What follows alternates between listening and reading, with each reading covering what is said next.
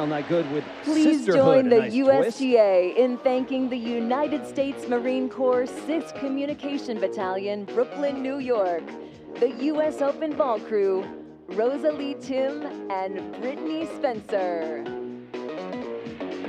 Blair Henley thanking the participants in America the Beautiful, the U.S. Open Ball Crew unfurling that enormous American flag that covered the entire court here in Arthur Ashe Stadium. We're a few minutes away from hearing from these players. It'll be Aryna Sabalenka and Amanda Anisimova.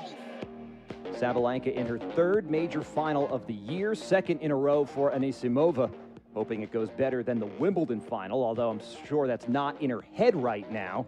She's focused on this U.S. Open task. Arthur Ashe Stadium, women's final action with Amanda Anisimova. Blair Henley just celebrated a birthday a couple of years ago, just getting this, a couple of days ago. She, of course, celebrated a couple of years ago as well. Getting the crowd ready to go. I'm Brian Clark here with Zina Garrison and Sophie Amiak. Sophie, we've talked a lot about the different matchups between these two players, and the fact that Anisimova has had so much success against Sabalenka, I think it's surprising if you didn't know that coming into this match, she's won 6 of the 9. Yeah, it is surprising to see on paper, but also, you know, it's a long time in between the first one and the last one that they played at Wimbledon. But, you know, my take also is you're going to have to think about how hungry and angry Sabalenka is from losing in that match. And the revenge, you know, this was 58 days ago exactly on July 10th when they played together. And I can tell you that Sabalenka has that revenge in her, and that's going to be something also to look at, how she's going to take that match and try to avenge what happened, because she's got a really bitter taste in her mouth from that last match. Yeah, that was that. Yeah, she better control that anger, though, because you got to find the balance in between that, because she could actually come out here and be she want to prove a point so bad, and then you start overhitting, and you start being too tense, and so she's got to find that calmness, but she's still got to keep that aggressive. I agree. She's got to channel it in the right way. We talk about the mental aspect. We're talking about the technical aspects. And Zina, before we hear from these players, we talk a lot, okay, what's Anisimova thinking? Do you think there's a chip on Sabalenka's shoulder? Everybody's talking about Anisimova, but she's coming in here, hey, this is my third major final. I'm number 1 in the world. I'm the defending champion. She carries herself like the best on court, and you would think that she's got that on her mind today. She better get rid of that chip, because she's in Amanda's place or Amanda's house right now, so this crowd is going to be rocking, and they would know that you can get to Sabalenka because we've seen it now.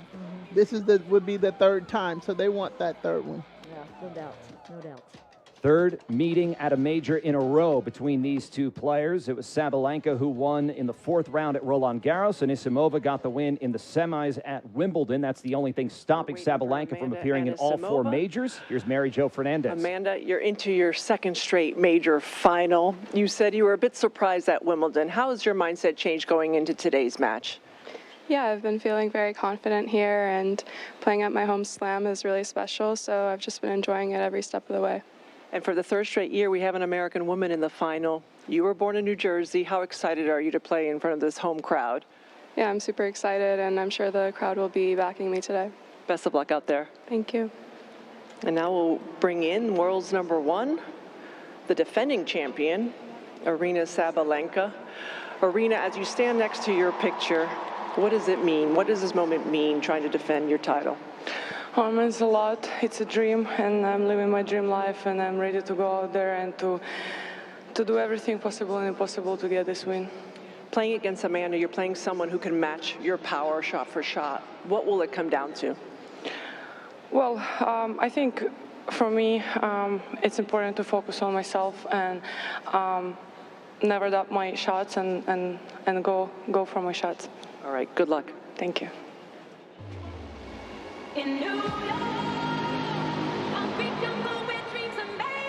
New York, it all comes down to this. Please welcome the players for the Women's Singles Championship. From the United States, making her U.S. Open final debut, Amanda Anisimova.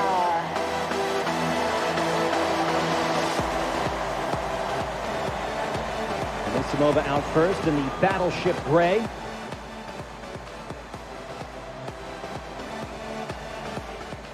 And the defending U.S. Open champion, Aryna Sabalenka. Sabalenka out through the smoke in the shimmering silver that she's been wearing throughout this tournament, carrying herself, as we said, like the world #1. Players out on court will get ready for the coin toss, which will feature a special celebration of 20 years since the U.S. Open Wheelchair Championships. Mark Lucero is courtside right behind these two players' benches. And Mark, give us a taste of that atmosphere. Guys, it is jam-packed. Everybody is on their feet. There's like a million cell phones out recording the walk-ons, and Sabalenka has this shiny metallic jacket on, and there's the same metallic silver lining the bottom of her shoes. It looks so awesome, but in here, man, it feels like the roof's going to pop off as soon as someone hits the first winner. Yeah, that is, there is that juice, that big match atmosphere as the players just get themselves set, going through their preparations.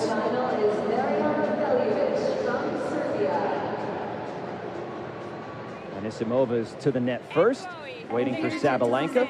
For today's women's singles championship match is 7-year-old Chloe Ling from Manhasset, New York, representing Sport Time, Port Washington. So ladies, after the coin toss, I'll just ask you for a photo with them, and then all the two of you only facing both ways as well, please. The same conditions as in previous rounds. Video review available, and ELC doing all the calls, including football. Would you have any questions? Questions? No? Carlos, which one for me? You choose red or white. I go for red. Okay, no problem. White box for you then, okay? Chloe, who would you like to ask for a choice? Okay, Aryna, heads or tails? Heads or call? Yeah, toss it please. It is heads. Serve. Photos please. So Sabalenka won the toss and has decided to serve, so she will try to play from ahead. Cool opportunity here for young Chloe from Manhattan, and Yui Kamiji, the women's wheelchair singles champion. She won that title earlier today. She's out to toss the coin. She was part of the ceremony marking 20 years of the wheelchair competition at the U.S. Open. So all the talk is almost over as the players now begin the warm-up here in Arthur Ashe Stadium. Roof is closed. The sun has peeked out. It's brightened up a bit, but the roof is going to stay closed for that final.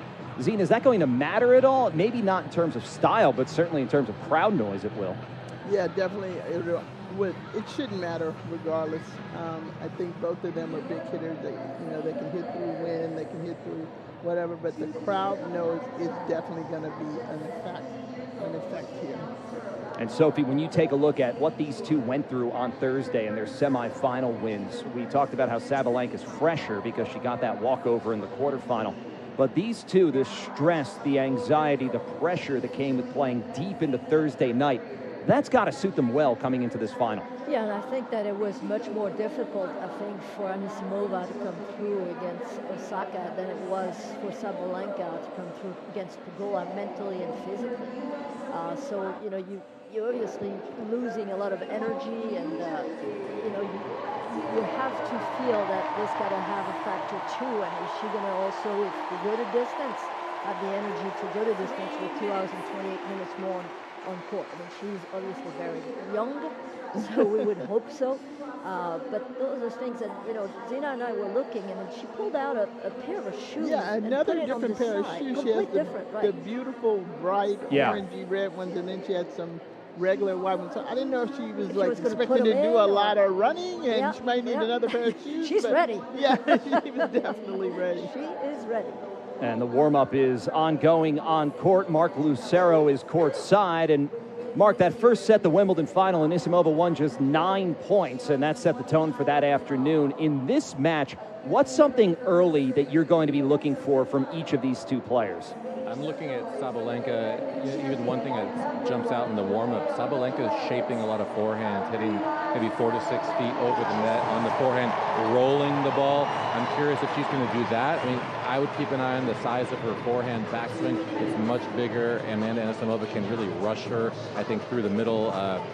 Sophie and Zina were talking about earlier. I expect a lot of pace through the middle at the Sabalenka forehand, and for Amanda Anisimova, she just needs to come out and make sure she manages the time between points. Don't rush, settle in. I mean, she looks better in the warm-up today than she did in the warm-up against Naomi Osaka. And, you know, I think just make some first serves early, get a little confidence. That's it. Go to big targets. That's Mark Lucero. He is courtside as we are a few minutes away from starting this final. Third straight U.S. Open final for Aryna Sabalenka. For Amanda Anisimova, prior to this year, she had not won a match at the U.S. Open since 2021. She had gotten to the third round the year prior. Of course, a lot made of that layoff when she stepped away from the sport about 2 years ago, but came back last year, and it's been a solid ascension since. And now that is rewarded with her second straight major final. Zina, what's that like, the warm-up in a major final, where all the attention's on you, it's something you've worked for your entire life, and now it's that moment and you're in it? Is it like an out-of-body experience? It definitely is an out-of-body experience, but for me, it was even worse because I was at Wimbledon, and Althea Gibson literally walked into the room and started literally talking about where, you know, I drunk my champagne here, and this is where I got ready for the match. And I mean, come on. And you were getting ready to get on. I'm getting ready to go out to play Martina, who I lost to 30-something times. But it is nerve-wracking. You know, you have to try to find some way to just calm your nerves, to focus on what you need to do. And teams have gotten bigger, so they should be able to help them, like calm the nerves and help you get out there and just focus on what you have to do. And then for Sabalenka to win the toss, Sophie, decide to serve. We talked about that a lot last night. Felix Auger-Aliassime decides to receive against Jannik Sinner, and you're thinking, it's a little odd. He wants to play from behind. Sabalenka is a front-running player, and you would think that if she can get out, and an easy hold would be a huge start, just the kind of start she wants. Yeah, as Zina mentioned, I think the beginning and the first two games are going to be really setting the tone for this match. As we know, it's very important to try to get that first strike for both of them, because they have similarity in the sense that they attack the ball. For people, it might be hard to believe that Anisimova's ball actually goes faster and hit with more pace and less topspin, believe it or not, a lot less, because you hear a lot of the screaming of Sabalenka when she releases, and you think that ball is going even harder. But yeah, so it'll be interesting. Let's see how the return first goes, and if she's right away making Sabalenka earn the point by maybe starting to return right at the body in this game. Third year in a row that Aryna Sabalenka is in the U.S. Open final. The world number one, 27 years old, will serve first to begin her third straight final, what she hopes results in a second straight title. 16 minutes after 4 o'clock, we are underway in this final with Sabalenka off the near baseline, a middle forehand, already a longer first point than most people expected. And it ends with a cross-court forehand from Sabalenka that goes that catches the inside. It's 15-love. That was a beautiful forehand cross-court. Sabalenka does a great job now. When she gets on the outside of the ball, she can really take that ball out wide.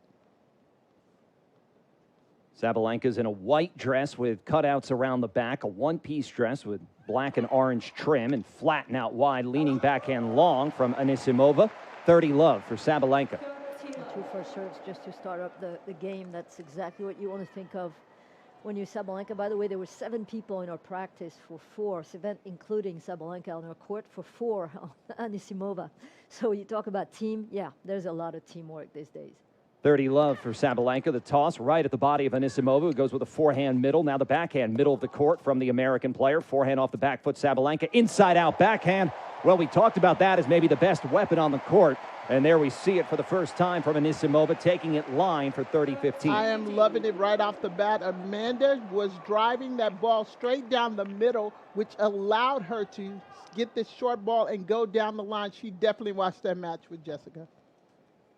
Also, what's interesting, something Mark Lucero noted right before the match started, that forehand that set up the backhand from Sabalenka really shaped. She put that way over the net, and Anisimova was able to line that up and drill the winner. First serve missed by Sabalenka. Second serve, opening game, 30-15. And she goes deep into the body. Another big backhand from the American, Anisimova, who now goes cross-court with a backhand winner. What an amazing backhand cross-court right there. It was set up by that ball, strong down the middle, off the return of serve. She is right on what she needs to do, and she's doing it well so far. Yeah, and seeing this, mentally being like so calm and executing perfectly the return down the middle. 4 for 4 right now. At 30 all, the toss from Sabalenka, and that first serve misses into net. The serve numbers for these two women were very similar in terms of percentages coming into this final. Sabalenka serving at 62% of the first serve, 65% for Anisimova.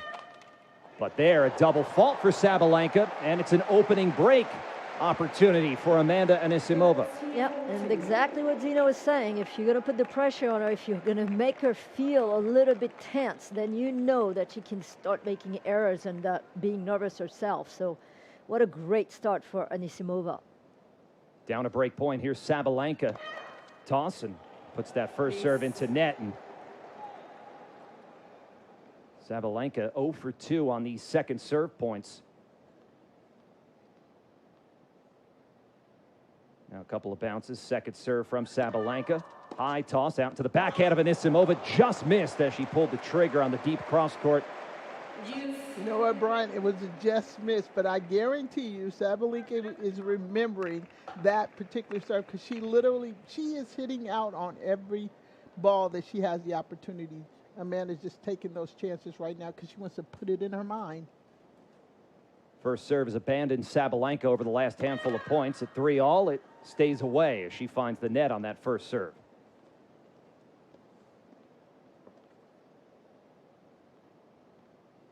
Very quiet in front of this sold-out, enclosed crowd here at Arthur Ashe Stadium. The toss from Sabalenka, second serve right into the strike zone. Cross-court forehand deep from Anisimova, who now steps in to drive a backhand, pushing Sabalenka back. Anisimova comes into the service line and pumps the forehand past Sabalenka. It's a second break point for Anisimova, who looks ready to rock.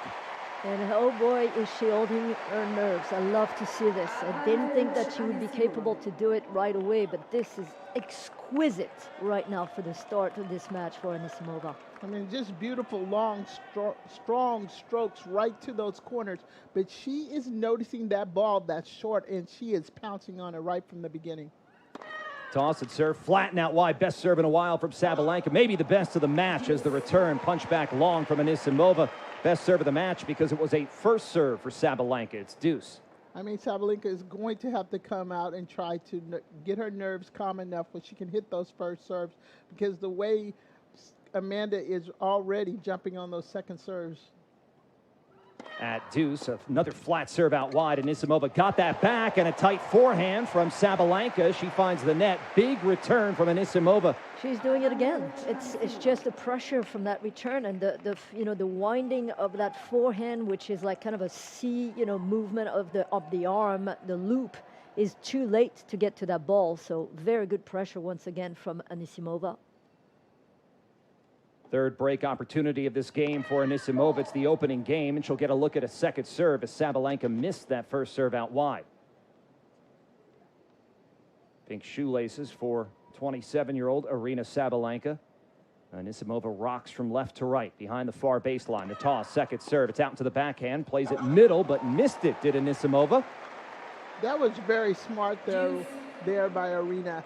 She put a little bit more kick on that ball. Actually, I thought that Amanda would have stepped in a little bit, and because she didn't step in, that ball got up on her too high.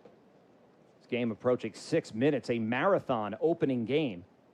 It's the 11th point of the first game of this women's final. Sabalenka's toss up the center, backhand return. Now in between forehand Sabalenka. Anisimova crushes a forehand, but missed it long.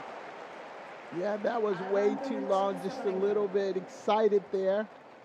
I thought it was a big bag of candy she was trying to she just overhit that one. So Sabalenka has a chance to snuff out this early opportunity. What's going on? Oh, butterfly. Or a moth, something flew onto the court. No, see the half, the half glass full. It's a beautiful butterfly. Advantage for Sabalenka, a chance to escape this opening game. As that had caused Sabalenka to back off the line. Now she's ready. Big serve. You heard the yelp behind it. Now forehand punch back. Big backhand from Sabalenka. And Anisimova mishit that backhand. Huge hole to begin this final for Aryna Sabalenka. The world #1 saves 3 break points.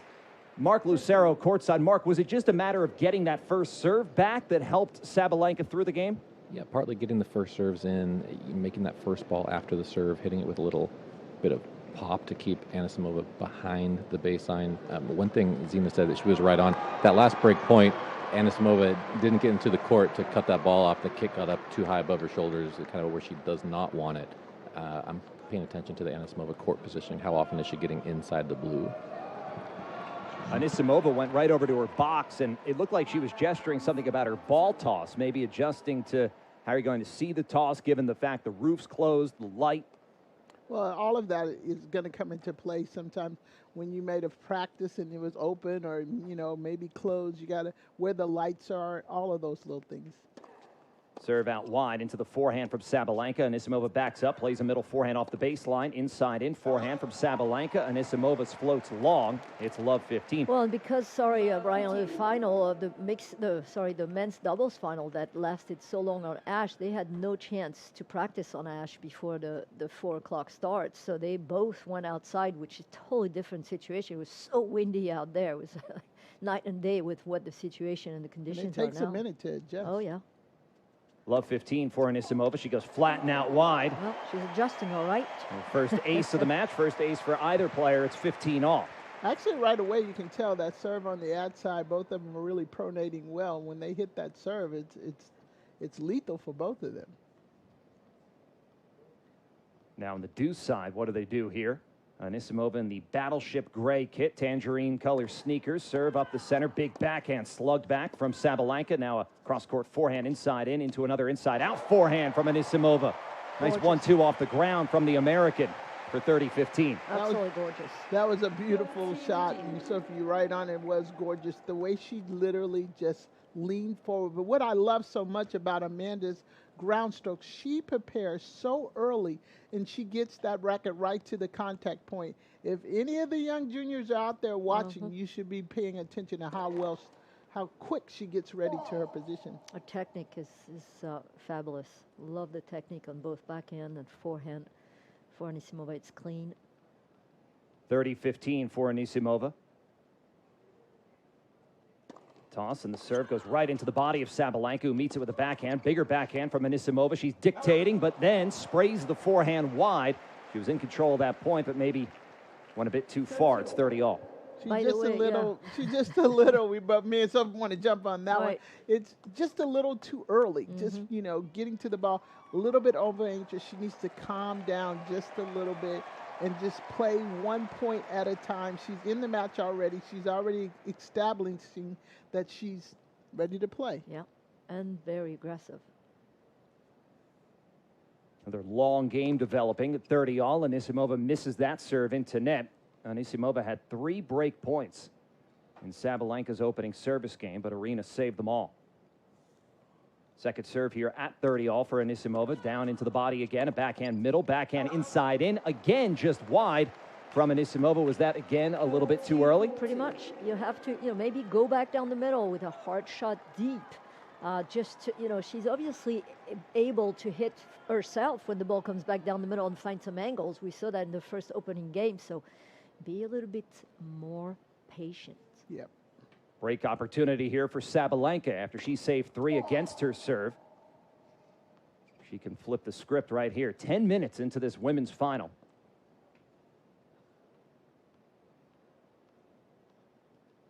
Couple of extra bounces for Anisimova. Down a break point. Toss and serve it right into the body. The backhand from Sabalenka. Backhand middles from both players. Now backhand up the center into the forehand Sabalenka. Anisimova flies the forehand, and she is broken. This is not where Amanda wants to be at all, because now it's interesting. Now those things start creeping into your mind. 2 love. You start, I don't want it to be 3 love. Those start to creep in your mind. She's just got to relax, calm down a little bit, and as Sophie said, start going down the middle a little bit more, or bring in your targets. She seems like she's going for the lines.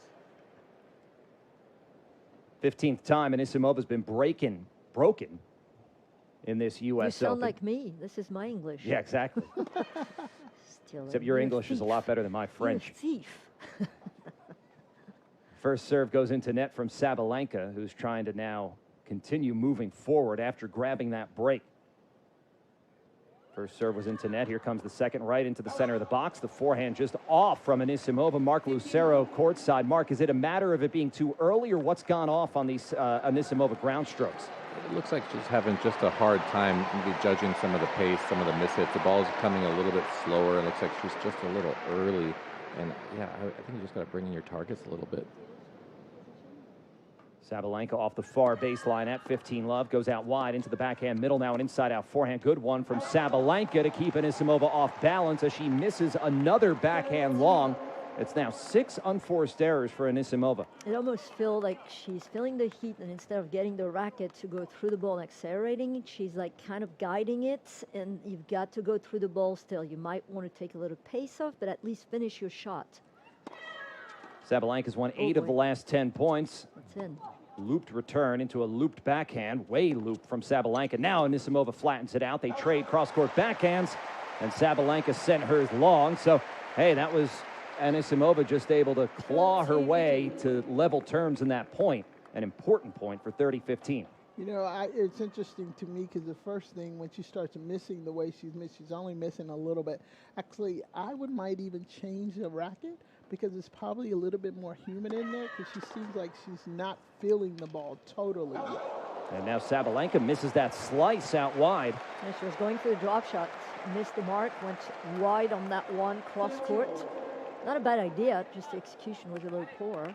Yeah, but, you know, it might not have worked then, but Yep. it will work later. Yep. Because you still got to have in your mind that something like that could possibly happen.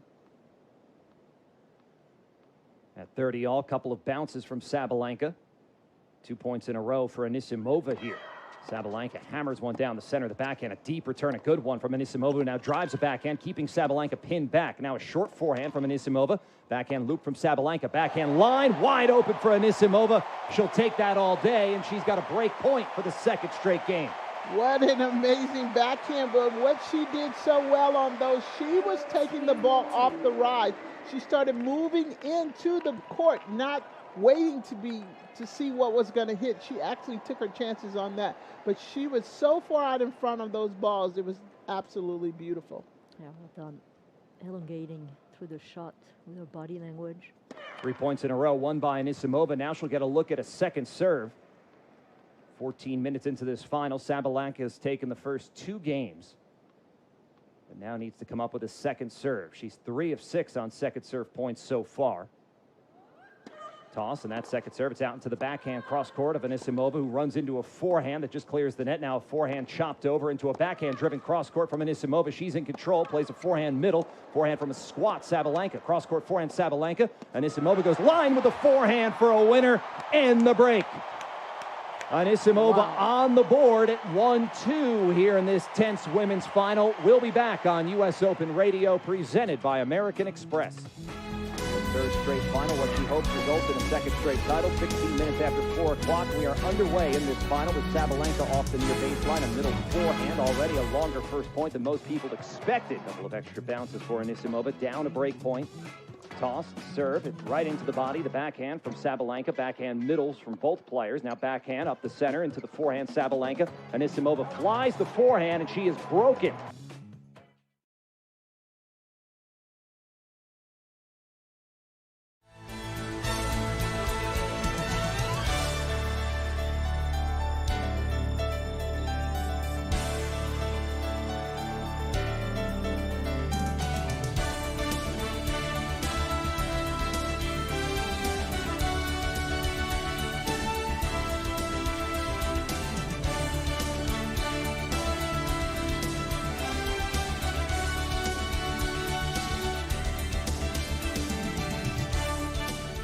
Amanda Anisimova on the board here in this U.S. Open final, breaking Aryna Sabalenka. Mark Lucero, you mentioned before the match about a key for Anisimova would be controlling the pace of the match and just taking her time. Is she doing that from what you're seeing?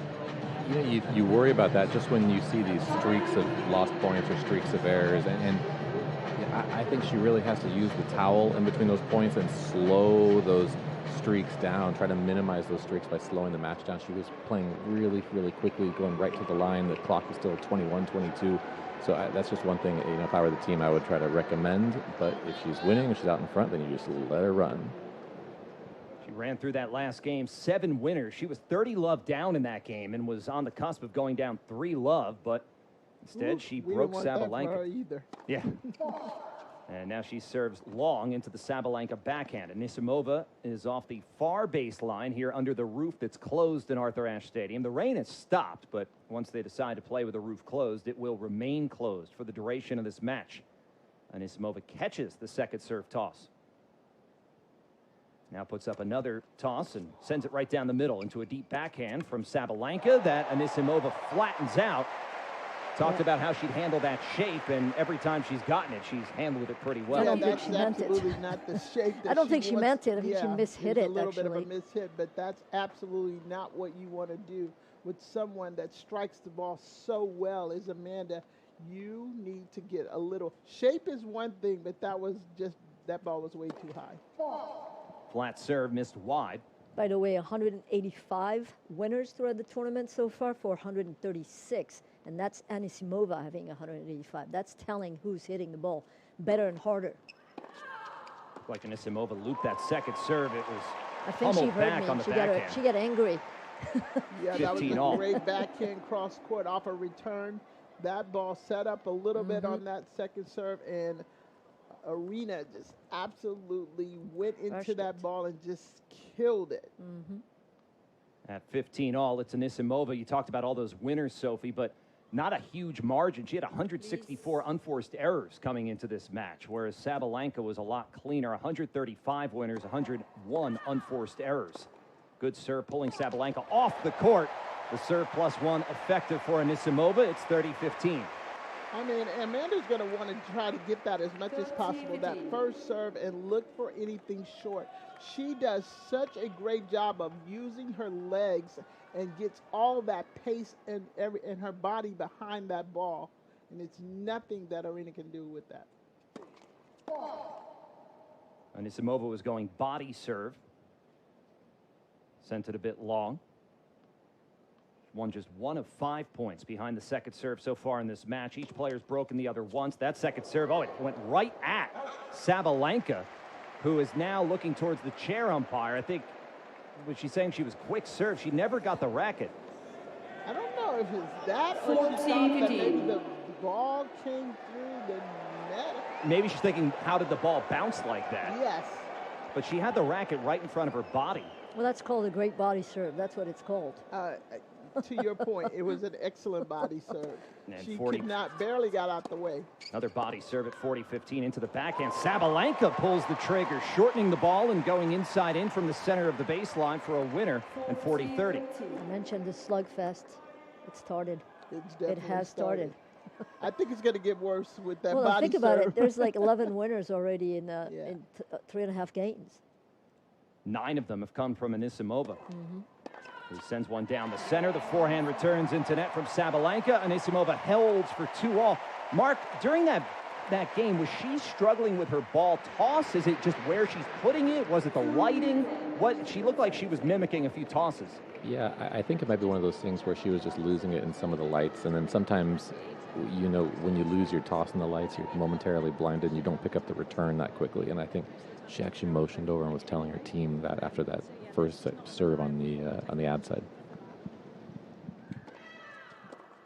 Serve goes right into the forehand. Now forehand into the backhand, inside out. A clean winner for Anisimova. She'll take that all day. Was able to read it from Sabalenka and then sent it right back at her. It's love 15. That was the first game, by the way, that did not feature a break opportunity. It was a great setup there. That ball strong down the middle. That return, and once she saw that ball was going to be pretty short, got those shoulders turned and just blasted it down the line for a winner backhand. Serve goes into the backhand of Anisimova. Now forehand middle, cross-court, forehand deep. Keeping it deep is Anisimova. Sabalenka looking frustrated. And she's got to right the ship here. It's love 30. She's got to right exactly where she wants it. That means that if Sabalenka starts getting annoying, we can know. And let's see if Anisimova, as you mentioned, is going to put pressure on her right away here. Sabalenka at love 30. She's won just 2 of the last 10 points and serves it down the center. A clutch deep serve at 115 as she goes T rather. It's 15-30. Yeah, that's another thing that I think that Sabalenka has improved on. When something happens to her real quick that she doesn't like, she has a tendency to come back even stronger. At 15-30, Sabalenka off the near baseline to serve flat and out wide, blocked with the backhand. It hangs back. Sabalenka waits, crushes a forehand inside in, hitting out some of her frustration. It's 30-all. And that was a great example of what I was just talking about. That first serve was hit so firm, so hard, out to the backhand of Amanda, and then she took that ball and just rammed it cross-court for a winner there. That first serve missed long.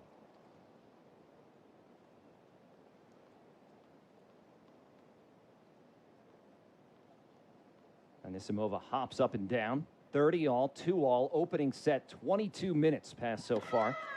Right into the body, now a forehand middle, short forehand from the baseline, pummeled forehand inside out, Anisimova for 40-30. You gotta love it. Pounding down the middle. Again, the forehand a little bit too late because of the lead forehand. She hits a shorter ball. And guess what? Right away, Anisimova jumps on it, taking the advantage. She knows what she wants to do. She has the tactic, and she's executing it perfectly right Sophie, now. To your point, all I saw was her red feet getting in that position. Those red shoes were moving so quickly. What a backhand return from Anisimova. It's a second break in a row for the American. She takes the lead, going up 3-2 here in this opening set of the U.S. Open Women's Final. That was a serve that Sabalenka did not get out wide enough. Anisimova able to go backhand, cross-court, break Sabalenka for the second time. She's had break points in all 3 of Sabalenka's service games. We talked about her break prowess coming into this match. Mark Lucero, what makes Anisimova so good at breaking her opponent's serves? Well, she has such compact backswings. I mean, from a very young age, her parents, the coaches that worked with her did an unbelievable job getting her to focus on just turning her shoulders. No need to take the racket back and then splitting forward and letting it rip. And that ball coming from the fast serve gets on the opponent so quickly and it just rushes them. And there are very few people that have the technique to absorb the pace and to send it back. And so she's playing people like Sabalenka, and you know, I'm going to plug something I did. I did an Instagram post earlier today that I said if Sabalenka insists on standing on top of the baseline, it's going to be the kind of conditions for the match that Anisimova wants to play. Like Sabalenka needs to get off the baseline, create some space so she can take that bigger forehand swing, and then she can rip the ball with a little bit of shape. But you know, hitting the ball shape and short, it's going to be a bad play for her. Plug that Instagram handle so people can see the tip and all of your tips that you post on social media. At Mark Lucero, baby. M-A-R, it's Mark with a C, by the way. Hey, Mark, real quick, what I noticed when she moves forward on that ball, her footwork is so amazing. Like, how much work has she done on her footwork? I mean, a ton of work, because footwork unlocks the rest of the game. I mean, it comes with ball recognition and then taking the 1 or 2 steps forward and meeting the ball, taking the diagonal as much as she can, either diagonal forward or diagonal backwards. So it was actually a French guy that worked with her from the age of 9 to 18. His name is Max Fomine, and as soon as he saw that kid, and he actually met her in Florida, he said that this was not, the kind of kid that you see every day. She was special. And he worked with her from that time. So that's, a big recognition to, seeing that some of those coaches that we don't talk about it, get those kids, to be here today in some way, shape, or form, giving them the tool, especially the technique, which is huge. Sabalenka takes the first point of this Anisimova service game, the 6th game of this opening set.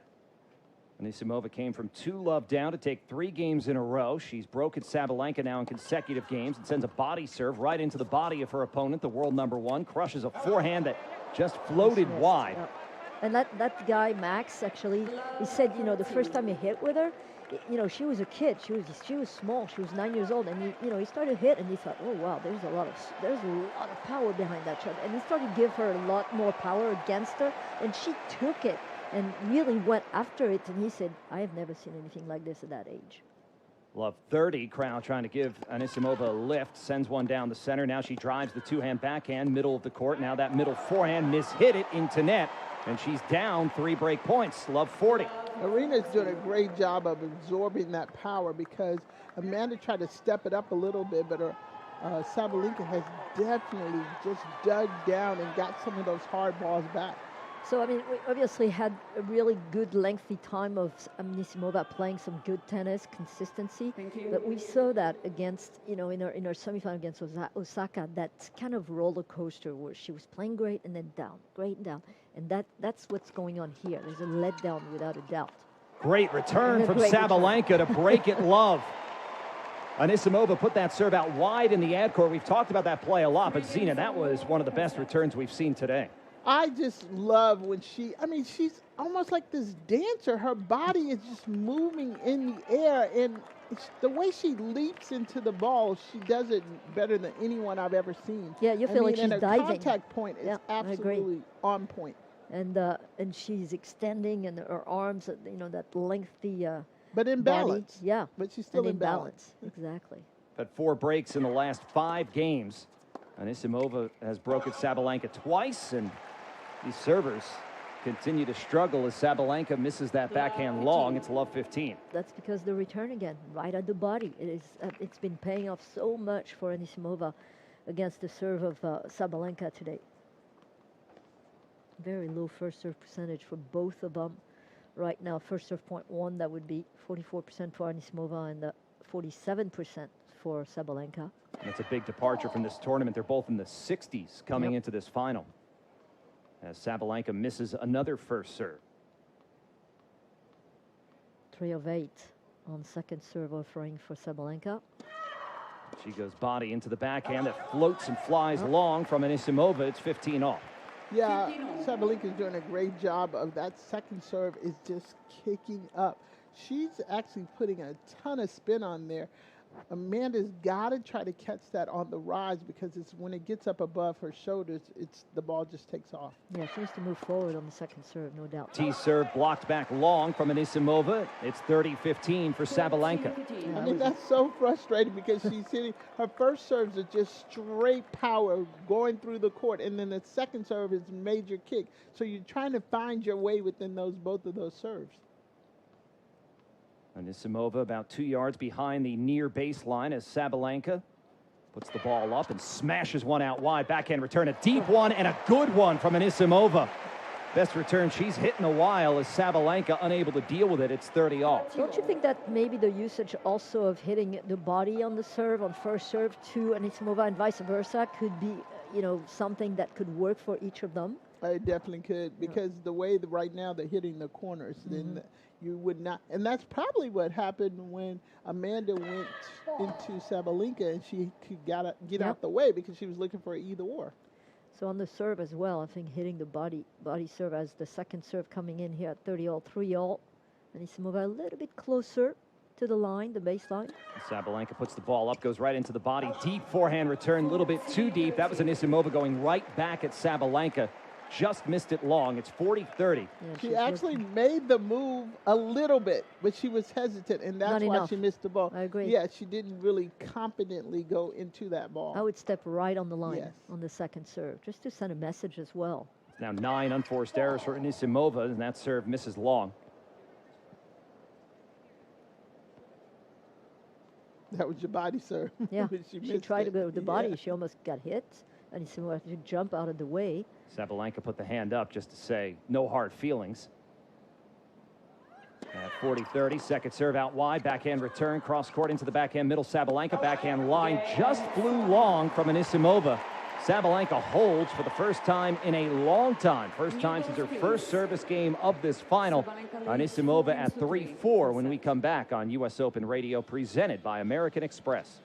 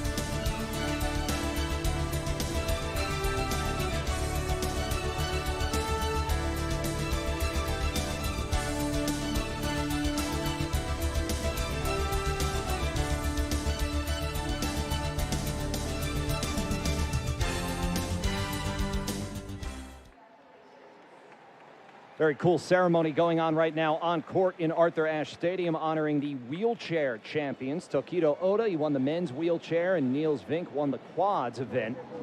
Tokido Oda completing the career Grand Slam here at the U.S. Open. Amanda Anisimova back out to work at 3-4. Brian Clark here with Zina Garrison, Sophie Amiak. Mark Lucero is courtside. Mark, have you been able to find a kind of rhythm to this match, or is this just going to be a set of up and down for both of these players? It's going to be a little up and down, and I think it's going to go the direction of who can hit the ball deeper, a little bit more consistently for different periods of time. Right now, it's Amanda Anisimova to serve at 3-4. Puts that serve out wide. An ace, her second of the match. It's 15-love. You look at the numbers, the serve percentage is not as high as they've been for these two players in the tournament, especially the second serve numbers. Anisimova's won just 2 of the 7. Sabalenka's percentage there has gotten better. She's won 6 of 11. As Anisimova flies that serve into net. The first serve percentage below 60% for Anisimova. She came in to this match at 65%.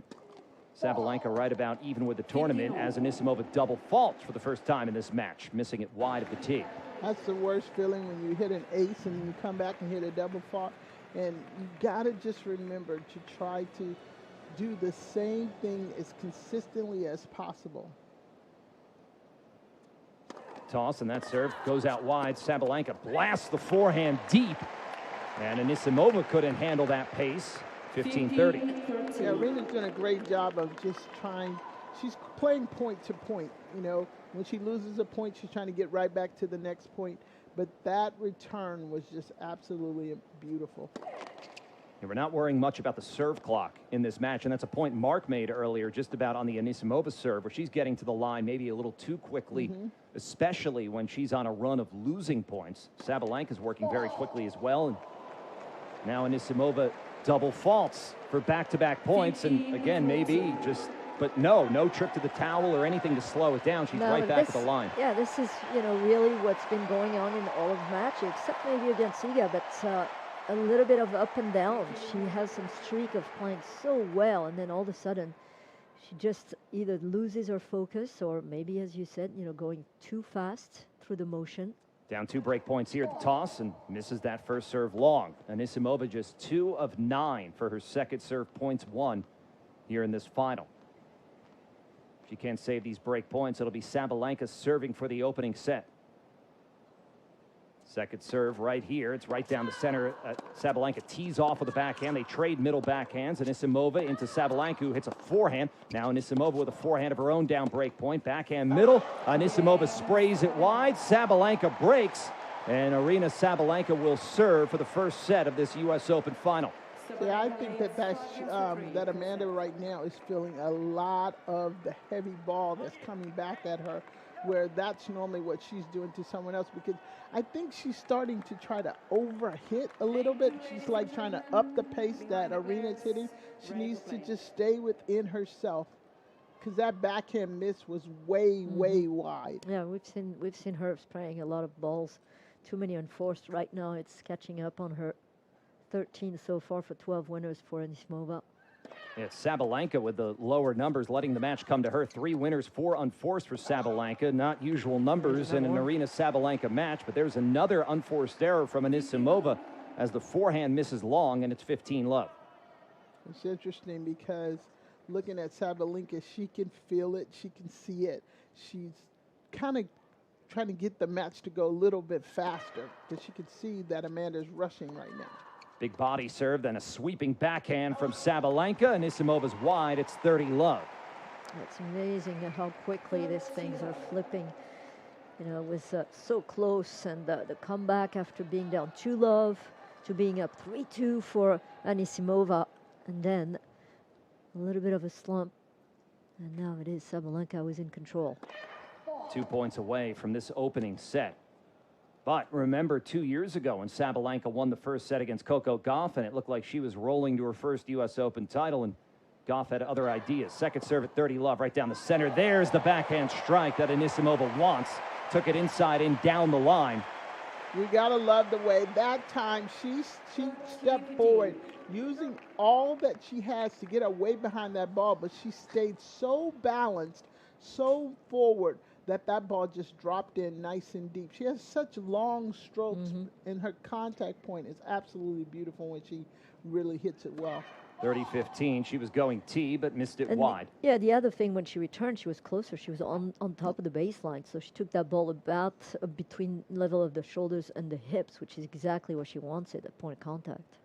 Second serve. How does Anisimova attack? Well, she does with a forehand. Sabalenka waits with a middle forehand. Cross-court forehand long from Anisimova, who then goes down to put her hand on her knee in frustration. Double set point for Aryna Sabalenka.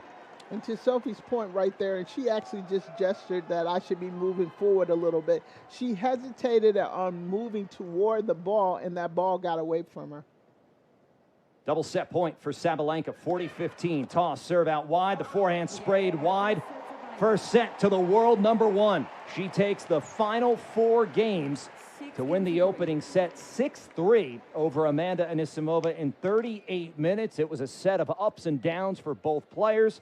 What awaits in the second, we'll find out on U.S. Open Radio, presented by American Express.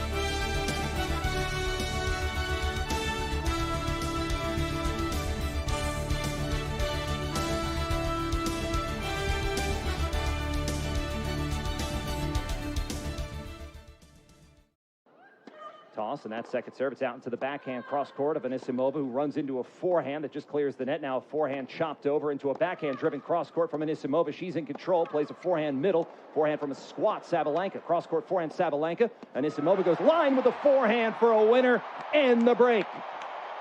Anisimova on the board at 1-2 here in this tense women's final. Amanda Anisimova trying to right the ship to begin this second set. She'll serve first to begin the second set against Aryna Sabalenka, and that forehand just missed, and still looking frustrated after Sabalenka ran through the last 4 games to win that first set 6-3. Brian Clark here with Sophie Amiak and Zina Garrison. We've got Mark Lucero courtside. 41 minutes into this match, the numbers in that first set, the big disparity, the 13 winners to 15 unforced errors for Anisimova. There, a good wide serve that's blocked back long by Sabalenka. It's 15-all. One of the interesting things for me right now, because we have the coaching in there, I'm always like, especially with a young player like this, what are you telling them at this moment? Because I think a lot of coaches sometimes don't actually or don't know how to play the actual moment. Because if I was on that thing, I would be trying to get her to calm down or give her some signal that we've talked about in practice, to something to get her mind back on believing she can win this match. Yeah, because she started really well, and then it just lost it at 3-all, pretty much. Good serve +1 from Anisimova there. Sent it out wide, and that set up the forehand, but sprays that first serve wide. It's 30-15, opening game of the second set. Roof is closed in Arthur Ashe Stadium. We've had storms and rain moving through the area today. The backhand, a deep return from Sabalenka, who now goes backhand line. Cross-court forehand from Anisimova. Forehand long, Sabalenka. 40-15 for Anisimova. That's so important and key for her to right away hold her serve here to show that she's in that battle. By the way, Aryna Sabalenka has won 26 of her last 27 women's singles Grand Slam matches, where she's taking the first set, only losing to, Coco Gauff at Roland Garros this year. Of course, she lost the first set, or won the first set to Gauff here 2 years ago in this very match. I mean, right now, Amanda's using a lot of energy. If you sit there and you can actually watch her and see her blowing out, her eyes getting tight, her body's getting tight. She's got to figure out how to just relax herself.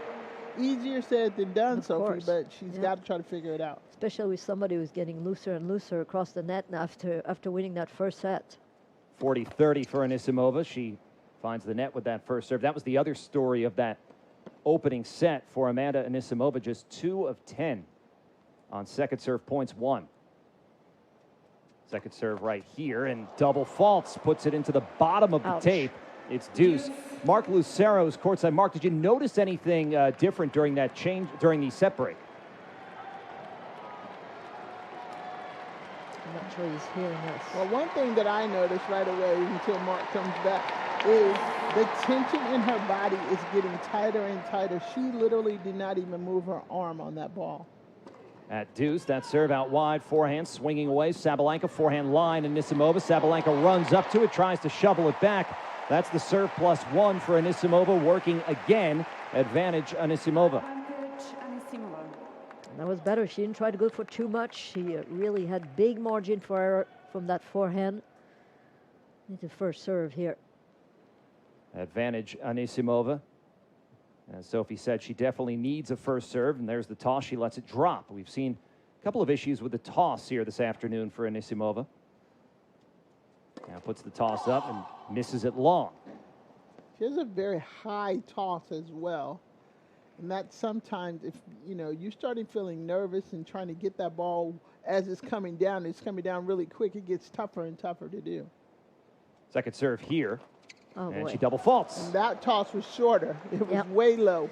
But totally decelerated, too. And she's looking at, the lights up there. I'm wondering if those lights are so difficult to see for her right now. She's been talking about this toss since probably the middle of the second set. She's been basically talking about. She was talking about it before she served. When she went out after the change of ends, after the first game, she was talking to her team, and you could see her kind of mimicking the toss. So it's absolutely been on her mind as she misses another serve into net.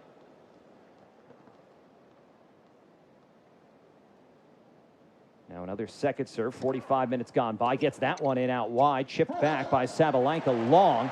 Sabalenka frustrated. She was watching Anisimova have all sorts of problems and just said, I'm ready to do whatever. I just keep the ball in play and make her make the error. She's very upset.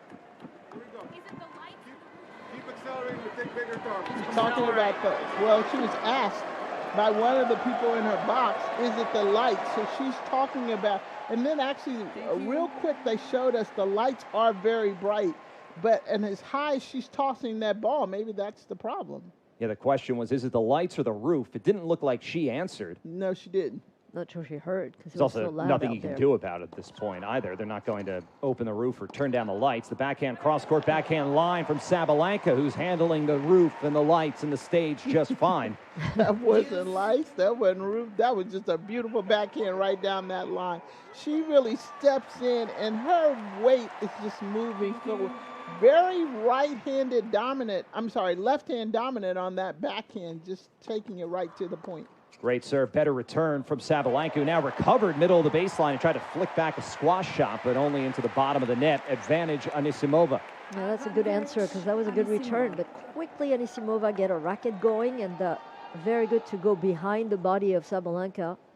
Another long game to begin a set. We had a long start to this match back in the first set, and there an ace for Anisimova, an important hold for the American. as she sends it down the center, her third ace, and that holds to begin the second set. She still was not very comfortable with that. She's still looking up, which is interesting. Wait, let's take a listen. Unfortunately not. I think that's she Mariana Veljovic, the chair umpire. You saw that at the set break, how she was asking, they were having a conversation, and that seemed like it was a kind of question about whether the light or the roof could be something different, and the unfortunately not was the answer.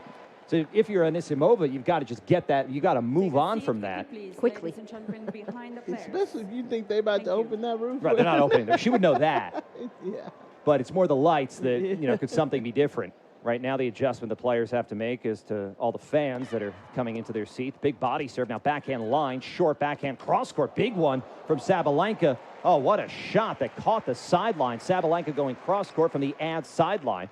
She wants that same ball back, too. It's 15-love. Yeah, somehow that ball stayed in because I actually thought it was going to go wide. But she actually got a little shape on that ball, and it just kind of dropped right at the end. At 15-love, Sabalenka, there's the toss, and there's the serve. It's out wide. Big backhand from Anisimova. Sabalenka down to a squat, plays that backhand.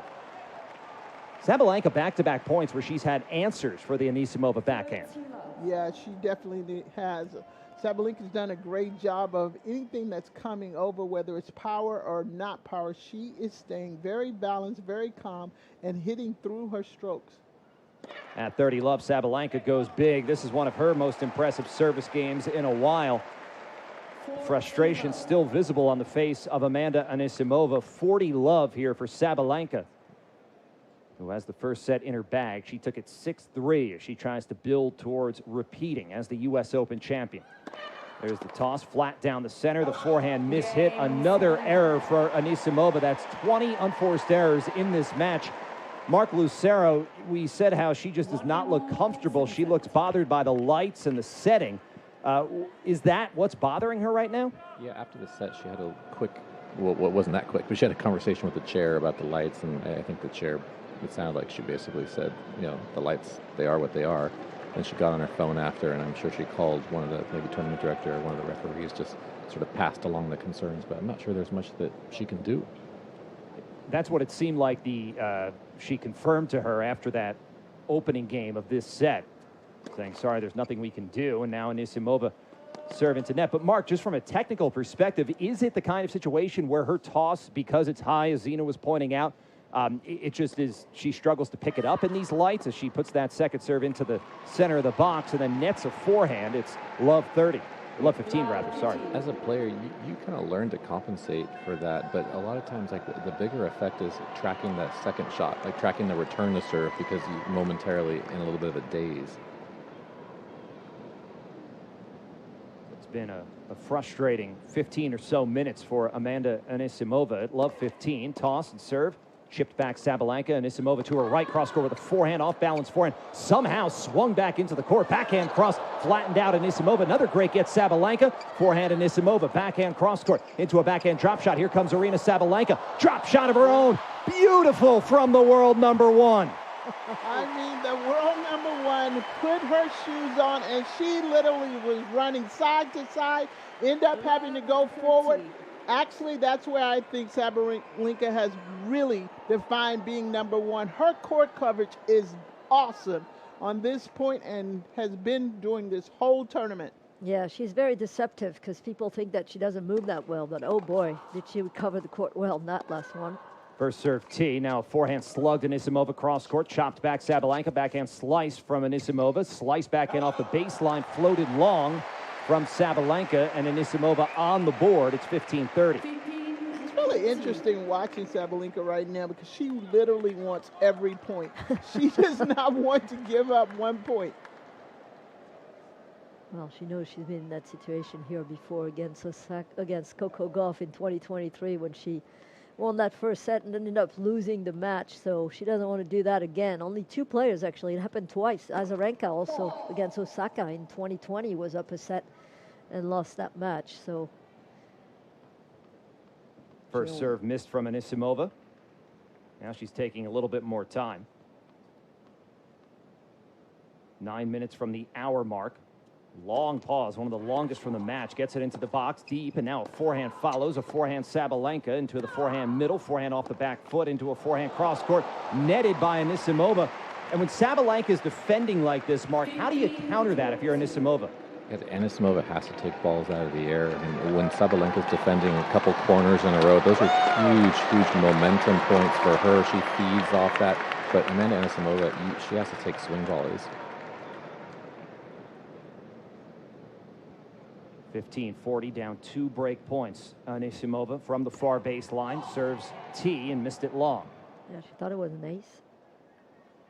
Going for a second serve. 15-40, 1-0. 6-3 Sabalenka in that opening set. Anisimova's won just 4 of 16 points behind her second serve here in this final. 2 of those have come in this set as she goes out wide, and almost a great return from Sabalenka, but just long.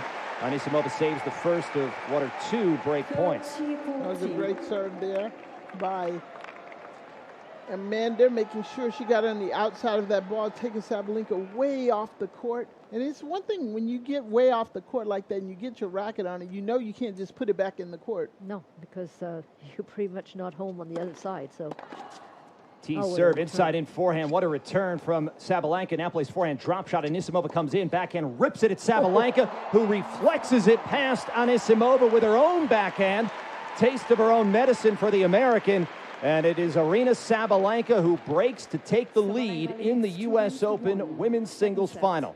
She's up a set and now a break in the second, up 2-1, and she is in the red zone right now. Aryna did a great job right there, just getting that one knee on the ground and hitting a beautiful shot down the line, passing shot. Yeah, I think that right now, you know, she just got a little bit looser after winning that set and feels that the arm can go through a lot more. Sabalenka, the movement in that game, also retrieving a ton of balls and asking the question to Anisimova, that drop shot from Anisimova during that one of those points, and the counter drop shot that was so well done from Sabalenka. She's just showing, you know, pretty much every single area of her play, from the baseline to, you know, counter drop shot to movement, and she's doing just better than Anisimova overall in this match so far. And that drop shot to back to drop shot is something that we would not have seen a year or a year and a half ago. Yep. The counter drop shot, you're right. Yep.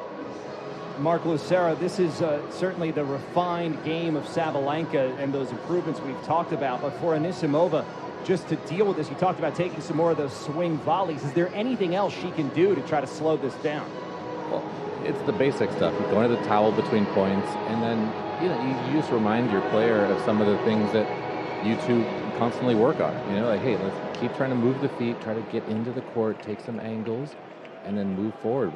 When she defends, you move up and try to take some swing volleys, and try to do it at least once in the next game. Just build a little momentum. Now it's Sabalenka who's got plenty of momentum and trying to keep it rolling towards a second straight U.S. Open title. She's the first woman since Serena Williams to be in 3 straight U.S. Open finals. And she could be the first woman since Serena to defend her U.S. Open title. First serve missed from Sabalenka. Here's the second, a middle backhand from Anisimova, who moves left. She was a step behind that backhand, and then Sabalenka waited, had extra time, and put the forehand behind her. It's 15-love. That's another great thing that Sabalenka has worked on, is noticing when that ball is going to be in the middle of the court and looking for the opportunity to do something with that short ball. She's improved that, Sophie, I would say probably 60 to 70%. Yeah, because the service is so good as well, and giving her a short reply, and she's attacking it right away. Anisimova nets the forehand, another unforced error for the American, who's got 21 now in the match. 7 winners to 6 unforced errors for Sabalenka, 15 winners, 21 unforced errors for Anisimova. I agree with Mark. She needs to find a way to slow herself down. Amanda does. She's just looking up at her box and just like, almost like in disgust. It is what it is. It's part of, that's tennis. Well, and plus you have a player who just, you know, won the first set and feels like, you know, she's on top of the world and she's relaxing. And when you have Sabalenka relaxing, you know that ball is going to be triggered even faster with that acceleration and elasticity. And she feels a lot more relaxed, and Anisimova a little bit tighter with her shots. 30-15, Sabalenka, deep body serve that Anisimova couldn't handle. It's 40-15. Yeah, that body serve right there was just, I mean, there was nothing really Amanda could do. She's using it every once in a while, but that was perfect timing for that ball right down into the belly of Amanda. 40-15 for Sabalenka. Toss and serve. She smacks that one out wide. Good forehand return from Anisimova, who has to hustle after the backhand but can't get there. Mark, is the Sabalenka serve getting better? It is getting more consistent. I mean, she made a lot of first serves there. I think she's also benefited from an adjustment a couple games ago. She started going to the Anisimova body more, especially on second serves. For Anisimova, when you give her a little bit of direction and she can move in the angle and get the forward momentum, obviously she returns the ball great. When you hit that second serve at her, she has a harder time moving forward and taking it early and getting a clean hit on the ball. So here is Anisimova in a must-hold game. They're all must-hold games at this point. Down a set and a break here in the second. And Aryna Sabalenka is picking up steam. Now it's Anisimova at 1-3 from the near baseline. We're 2 minutes from the hour mark. First serve off the net and long. Second serve deep into the body. A backhand from Sabalenka. Deep backhand into the open ad corner for Anisimova. It's been a while since we've seen a clean winner of that sort. It has been a while, but one thing she did well there is she got those feet in the perfect position to hit. Once she starts getting a little nervous, the feet they stop moving. I agree. 15 Love up the center and deep, and the forehand punch back into net from Sabalenka. 30 Love. You realize that if Sabalenka was to win and repeat from last year and Sinner was doing the same thing, it would be the first time that two women and men repeat at the same time. It would be the first time in history. This never happened. No, we talked about this last night. Men Forehand and middle women. from Sabalenka, 95-96. Sampras and Graf did it They here. both did it? Both did it. Sampras won. Sure? I looked this up last night and told you Really? this. Thanks for listening. No, I was listening, but I couldn't believe it. Yeah. I still Brian, don't believe you it. got Sophie. Wait a minute. 95 and 96. I figured it was because I was looking. I was curious who's repeated twice. You know, men and women. Back to back. Yeah, 95-96. They both won. She Darn, still don't you got believe me. you. I still don't believe it. Serve out wide into the backhand that comes into the middle now. Forehand inside in. Oh, just wide from Sabalenka. It's 40-15. Maybe there's some optimism here for Anisimova because it seems like that Sabalenka level that was, touching this closed roof a minute ago, it's still very high, but maybe down just a bit. I just think she has to tweak that toss. It's tough to, make that adjustment in the middle of a major final. You are a professional player. Well, she's got that hold. Big going. That was big. That was huge. And the crowd senses it as well, but it's still Sabalenka up a set and a break. She'll serve at 3-2 on U.S. Open Radio, presented by American Express.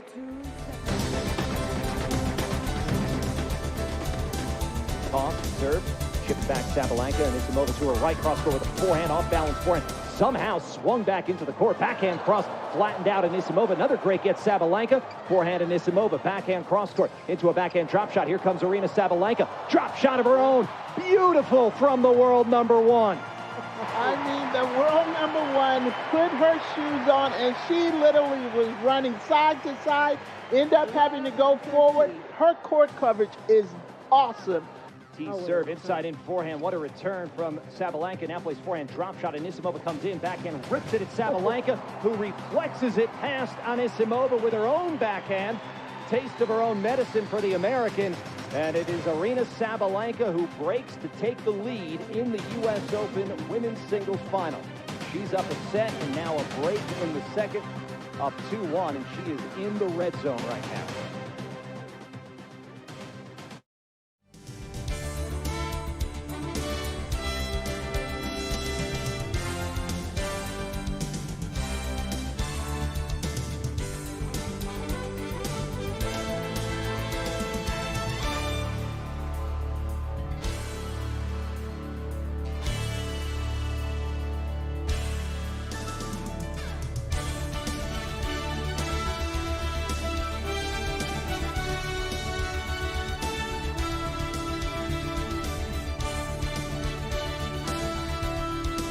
Aryna Sabalenka 3 games away from repeating as the U.S. Open champion, up a set in 3-2, serving from the near baseline to Amanda Anisimova. It's a forehand into the cross-court forehand, now forehand line into the backhand, hangs up. Here comes Anisimova, takes the swinging volley. She had all day to wait for that ball to come down.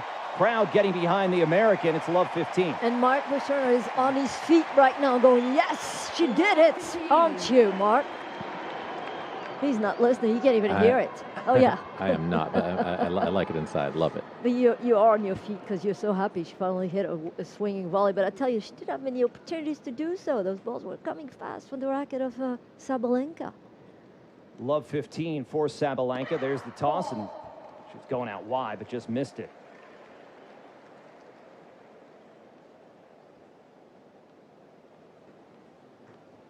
Sabalenka, stoic. Second serve here, love 15. She goes right into the body, and Anisimova tees off with a backhand, and Sabalenka flies the forehand long. Marcus, is this just a kind of everybody's excited for Anisimova, or is the Sabalenka level dropped a bit?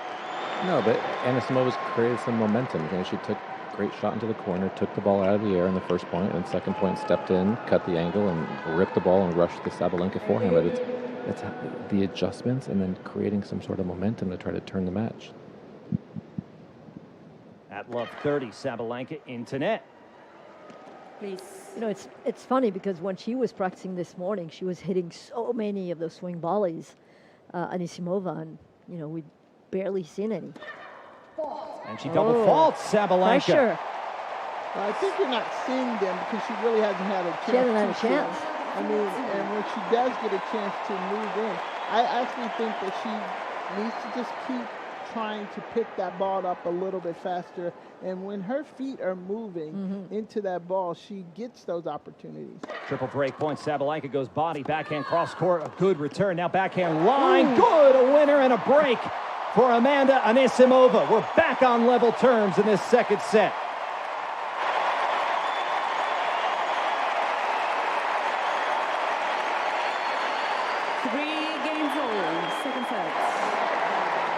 That was a clinical, not only a break, but a break at love. Thank you. Well, she's bringing the house down right now. Crowd is so behind her, but we were exactly right there in the first set, 3-all. So this is now. Serve goes into the backhand of Sabalenka, who comes in, goes inside in with a crushed forehand, flicked back. Now backhand volley, almost missed from Sabalenka, but leaping towards the left sideline, caught it in. It's love 15. This is where I said Sabalenka has made such dramatic, like she comes in, you know, improvements. A year and a half ago, she would have never come in off of that volley. Now she's coming in, knifing that volley. She almost missed it, but she was up there, and it was beautiful backhand volley.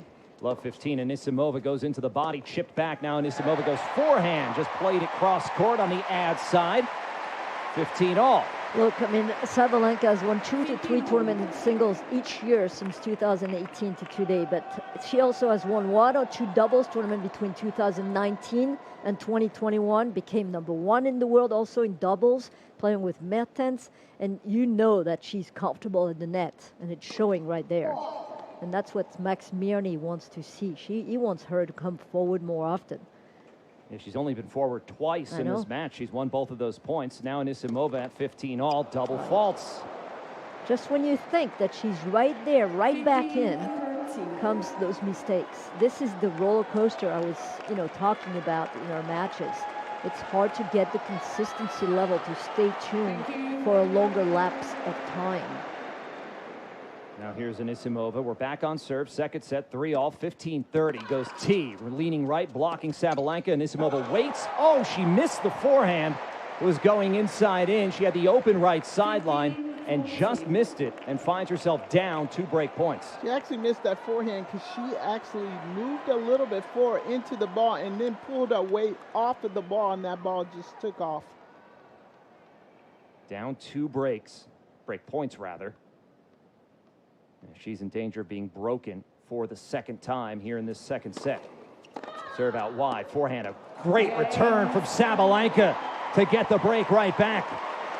Incredible display from Aryna Sabalenka, who now moves back in front 4-3 in this second set. And Mark, that just seemed like, okay, a great return game from Anisimova, but a better return game from Sabalenka. Well, she was really predictable that game. She served forehand at least maybe the last 3 points in a row, and then the last one, Sabalenka was just waiting for it. Sabalenka was able to tee off on that spot, and we're getting a look at the Tiffany engraver, who might be getting to work shortly on that U.S. Open trophy. It's going to be presented by Chris Evert. 50 years since she won her first U.S. Open title, but a quirk of the calendar, it was 50 years ago to this day that she won. The actual day. The actual day, yeah. September 6th, she won her first U.S. Open title. That was on hard true when she won that first U.S. Open title. Hard courts and a much bigger court for Aryna Sabalenka here in 2025. Also a much bigger paycheck. She'll get $5 million if she can win these next 2 games. 2.5. What did Chrissy get? I don't know, but I don't think it was $5 million. 20,000. She got a voucher. I get voucher. But Aryna Sabalenka, 2 games from the finish line. This has been, we talk about how long it took. There's a lot of talk about Anisimova and, the path she took to now get to, she's going to be in the top 5. But for Sabalenka and the way she broke onto the scene, and at the majors, it was just she's very volatile. And she struggled to harness that, but she has been so consistent. Now on the verge of making it back-to-back at the U.S. Open. Yeah, the consistency level got her to be number 1, but I think the doubles play got her to also be number 1 because she played so many doubles. She gets to, get this opportunity in doubles to play on the biggest court. And when she got there to play singles, she's like, oh, this feels familiar. This is good. And that is huge, I think. You also get used to winning. Of course. You get used to playing pressure situations. Yep. And then I just love the fact with doubles, you learn the whole entire court.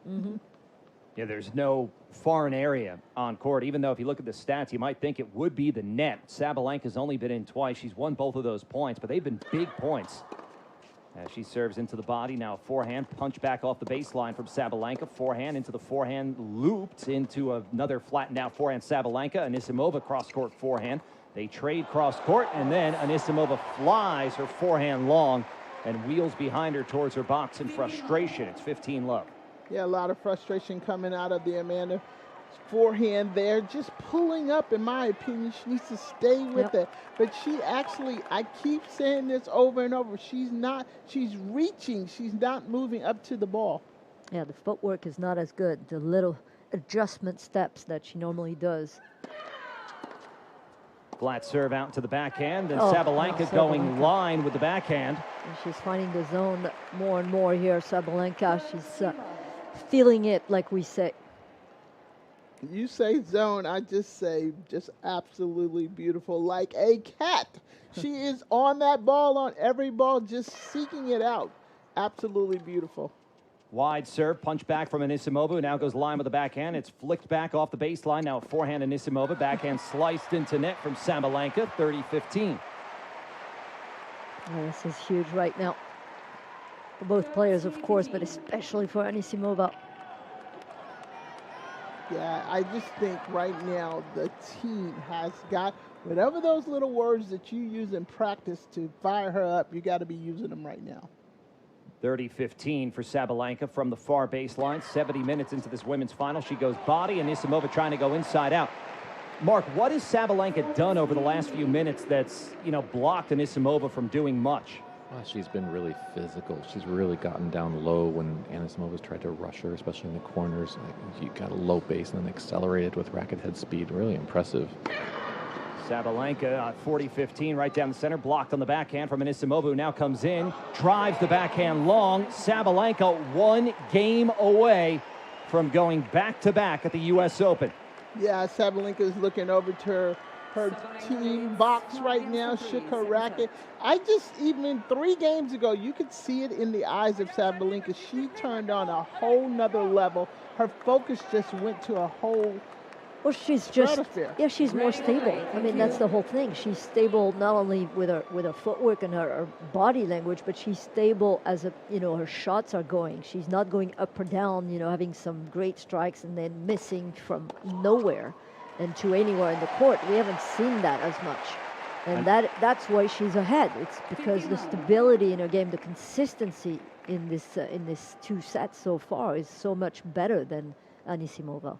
Body serve from Anisimova, and Sabalenka returned it into net. It's 15-love, and now the toss goes up. The serve comes down the tee. The forehand's netted. Sabalenka looking frustrated after both of these points. It's 30-love for Anisimova. This is what I do, not like, but love about Amanda. She doesn't she goes away in spurts, but she competes. Because some people just go away and they never come back. She will at least try to come back and compete. True. Which is hard to do when you have those spurs and you have so many letdown.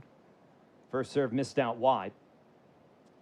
Toss, second serve. She goes out wide again. Now a deep forehand return, too deep. You heard a shout from Anisimova as that came back long. 40-love. And that was the right time to just kind of keep telling yourself, you never know. She's seen those matches where Sabalenka's been in it and somebody's been able to come back. She's just got to stay in it. Flatten out wide. She missed it wide. Well, the worst you can do is to make Sabalenka earn it by serving for the match. So let's hope she holds here at 40-love. And that 40-love goes right into the body. The backhand return deep from Sabalenka. Off her back foot, loops a forehand. Waiting for it is Anisimova with a middle forehand. Now gliding left, hangs up a backhand. Sabalenka waits at the net, hit the overhead, sends the overhead. Somehow Anisimova got the racket on it, but that's all she got. It's 40-15. That's just great work there by Sabalenka, just moving that ball around and then looking for the opportunity to move forward and just pounced on a very short ball. 40-15 for Anisimova, who was born in Freehold, New Jersey, not far from here, but moved to Florida at a young age with her family. It's been home base ever since as that first serve flies long. You call that a stone throw, maybe? It's a little more than a stone. Oh, come on, you can throw it there. No. From here. No? Great pizza place in Really? Freehold. One of the best, I think, in New Jersey. Serve comes down the center. They're not an advertiser. No free lunches here. Oh, backhand netted from Anisimova as that back foot came out. 40-30. Great depth. It's great really, depth. great depth. So From Sabalenka. I mean, there's really nothing you can do when that ball is coming in like that. And it's just sliding. I mean, we're sitting here watching. The ball actually sped up the moment it hit that court. It just slid right into Amanda's racket. 40-30 in what looked like a very straightforward game for Anisimova. It's now anything but at 3-5. She misses that first serve long. Sabalenka 1 game away from the title. And she'll get a look at a second serve here. Floating it in, playing it safe was Anisimova. Sabalenka beat the return into the net. So they sit down. And when they get up, it will be Aryna Sabalenka serving for her 2nd consecutive U.S. Open title. Mark Lucero, what does Anisimova have to do to keep this match going? Ooh, you got to win the first point here, because if you can get up in this game with Sabalenka trying to serve out the match, I think it's going to get really juicy. But if she, comes up with an ace or gets a couple of free points to start the game, the pressure sort of goes away. So I think it's critical here. Obviously, good return. Be smart. Use the middle target and then go from there. But it's all about first return through the middle of the court. Put some pressure on Sabalenka. Yeah, it's just, I'm right on it, Mark. It's just she just got to just realize, tell herself, point to point, 1 point at a time. You have to, because Sabalenka's going to try to finish it here. Let's be real. So you can't worry about what she's doing. All you can do is worry about when that ball's on the other side of the court. Yeah, I mean, right now in our mind is all about making that return. I would definitely go down the middle, no doubt, and make Sabalenka play. But it's all going to be finding out who's going to have the most guts to go after that ball and create opportunity for themselves. And for Anisimova, she's back to the wall. Let's see how she's reacting in this game. Aryna Sabalenka, 27 years old. She'll leave here as the world #1, but she could leave here holding the U.S. Open trophy for the 2nd straight year. She's to the line, trying to become the first woman since Serena Williams to repeat as the U.S. Open champion. And what a way this would be to win her 100th match at a major. She's 99-26. 33 of those wins have come here at the U.S. Open. And big backhand return from Anisimova now comes into the forehand to open it up. Well, Mark talked about the importance of Anisimova winning the first point of that game. She did it right there on one of the best returns we've seen in a while. And she did it in moving toward the ball. Racket went toward the ball, but she got up there so quick, not giving Sabalenka any opportunity to get back into the court. Love 15 for Sabalenka. Toss and serve right at the body. Big forehand again from Anisimova. And that backhands into the net. This crowd is roaring as Anisimova has taken the first 2 points. I said it earlier, she is a great competitor. Yeah, and she can't return any better than this right now. That's 2-4-2 here. We need her to keep at it. This is how she's going to get back in this match. At love 30, it's Sabalenka from the near baseline. There's the toss and the serve. Smacked into the middle of the net.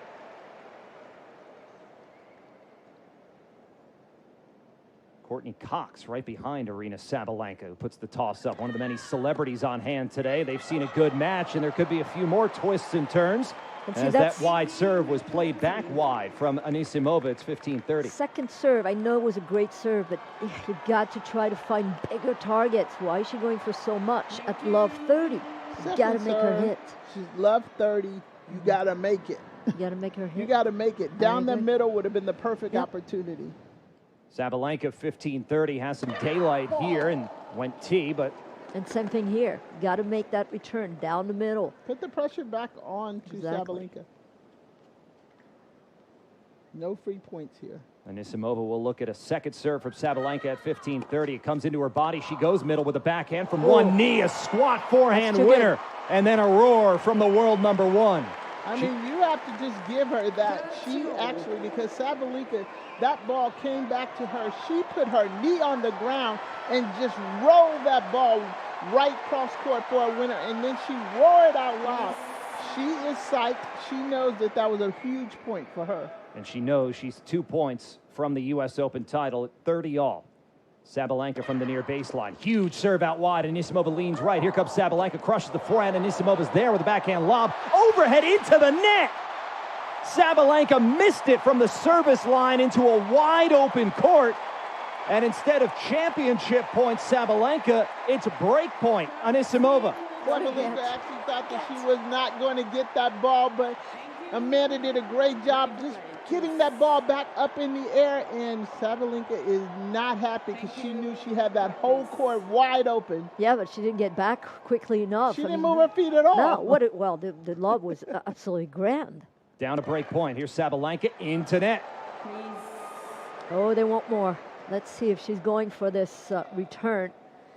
Huge second serve here for Anisimova. She loves that down the line. Toss and the serve comes up right into the body. Big backhand cross-court return. Backhand cross from Sabalenka. Line backhand Anisimova. Running forehand is just in from Sabalenka. Backhand Anisimova. Back down the line. Now a cross-court forehand. Forehand slugged Anisimova. Backhand beat back Sabalenka. Short. Anisimova breaks back to level terms. 5-all here in the second set.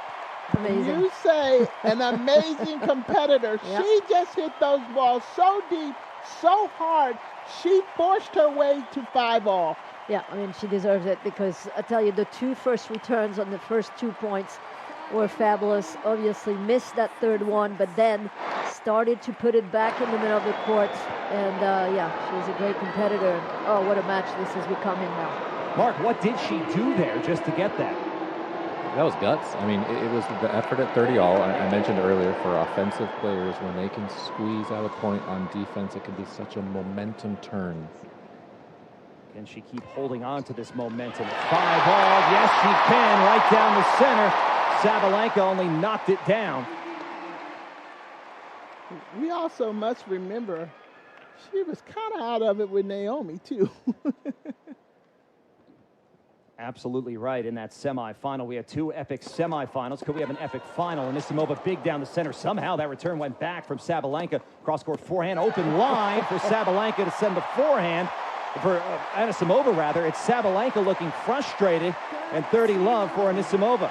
She was 2 points in the match, Sabalenka on her serve, so you know how frustrated this is because once again, it's Anisimova having a streak of unbelievable winners and gets in this set. 30 love right into the body. The forehand return just caught the baseline. Anisimova can't believe it as her forehand found the net. It was kind of a desperation return from Sabalenka. Yeah, Sabalenka was just a little, she was happy with that, but just know that she let some shots get away from her. But that actually was a great point to come back on here, because now the pressure's back on Amanda. Anisimova's gotten this to 5-all. She's come back from breaks down now twice in this second set and goes body serve, but missed it long. Second serve points better in the second set than they were in the first, but still not great. She's won 6 of 13. She won just 2 of 10 in the opening set. Second serve into the backhand return of Sabalenka. Backhand cross-court from both players. Sabalenka nets her backhand. 40-15 for Anisimova. I still keep going on when Amanda's feet are moving and she's getting that firm position into her strokes. They are coming off so quick that Sabalenka cannot get ready for those shots. 40-15 for Anisimova off the far baseline. 82 minutes into this match. She was going tee, but missed it into the net.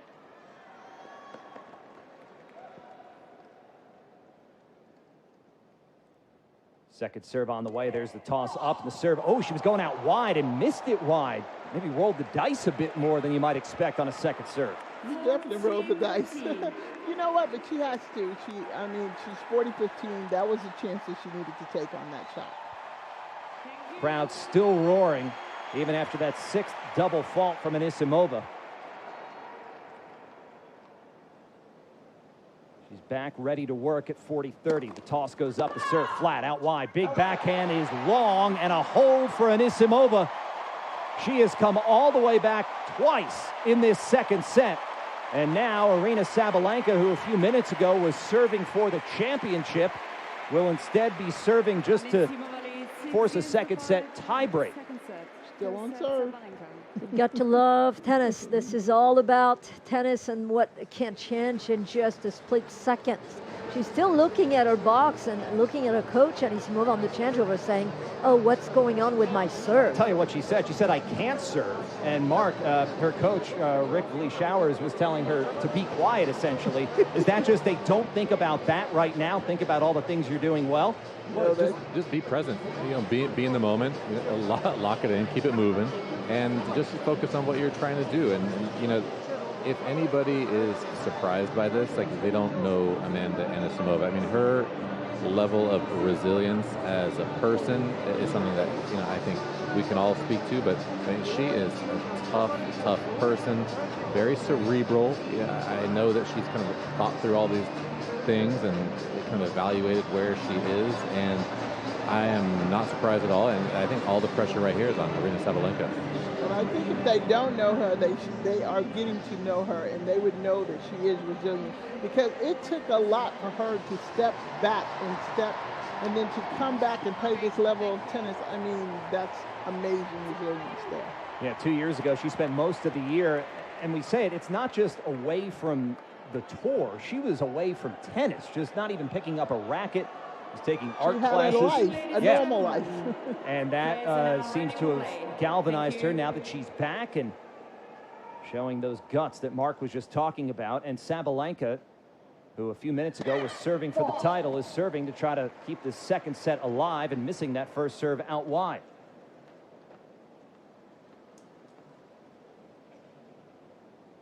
First serve missed. Second serve right into the center of the box. Anisimova strikes with a deep forehand, moves left for a backhand cross-court. Backhand cross from Sabalenka. Backhand line from Anisimova. Forehand off the tape, then it drops into a forehand that Anisimova mishit. 15 love.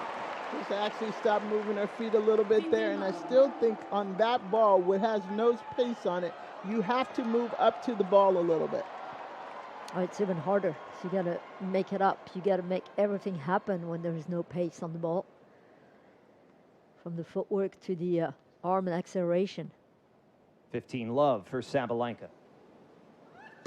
Toss, and that serve goes into the backhand middle. Now forehand slugged long by Sabalenka. It's 15 all. Good return, making Sabalenka earn it. Good depth down the middle once again. Each player has won 2 tiebreaks so far in this U.S. Open. Of course, Anisimova won the most pressure-filled tiebreak. It was a must-win second-set tiebreak after she dropped a first-set tiebreak, and that was in her semifinal to Naomi Osaka. Could be heading to another must-win second-set tiebreak if Sabalenka can take these next 2 points. As Sabalenka thumps what's shockingly her first ace of this match. That's only the first ace. Wow. And she really thumped it, but she also, it's flat, but she has enough spin at the end of it, it tails off. 2 points away at 30-15. There's the toss, and there's the serve. But even coming in the match, I mean, 35 aces for Anisimova to 24 aces before this match. So you know that Anisimova has been serving better overall. 30-15 body serve. Anisimova goes middle with a forehand, but nice reflex from Sabalenka to take the forehand around the court. That was a 79-mile-an-hour serve that Anisimova attacked, but Sabalenka didn't panic, stayed calm, and redirected the winner. Well, she shortened her swing, I mean, and quickly gets to the ball and the racket head right at point of contact, and that was very well done. At 40-15, Sabalenka flat out wide, and we will decide this second set and maybe this U.S. Open in a tiebreak. 1-7, win by 2. Familiar spot, as we were just saying, for Anisimova, who was in a must-win second-set tiebreak, and she won against Naomi Osaka in her semifinal. Also took a tiebreak from Maya Joint in the second round. Sabalenka won tiebreaks against Kudermetova and Fernandez. Mark Lucero, what are you looking for early? Oh, these first couple points are huge. Whoever can make first serves, make first shots, and it's all about defending that first shot from the opponent as well. Anisimova serving first and dotting the outside of the tee with an ace. Fourth ace of the match, her second of this set. She didn't dot it, she was plumb on that center tee. More importantly is Aryna Sabalenka is 20-1 in tiebreak in 2025, and Anisimova is 8-2. So you know that tiebreak strong is definitely on the side of Sabalenka. Can she continue in that streak, which is pretty amazing to only have lost one tiebreak? It is strong, but she also, to me, is going against the fact that she has played matches like this before at this particular situation where somebody's coming back, and I think that could rattle her a little bit. And she's got to get a second serve in, does, but a backhand almost from Anisimova, who went line. She didn't go middle. She went line and just missed it wide. It's 1-1. And that just tells me that, you know, Amanda's going for it. She's going to leave it all out there on the court, which is what she should be doing.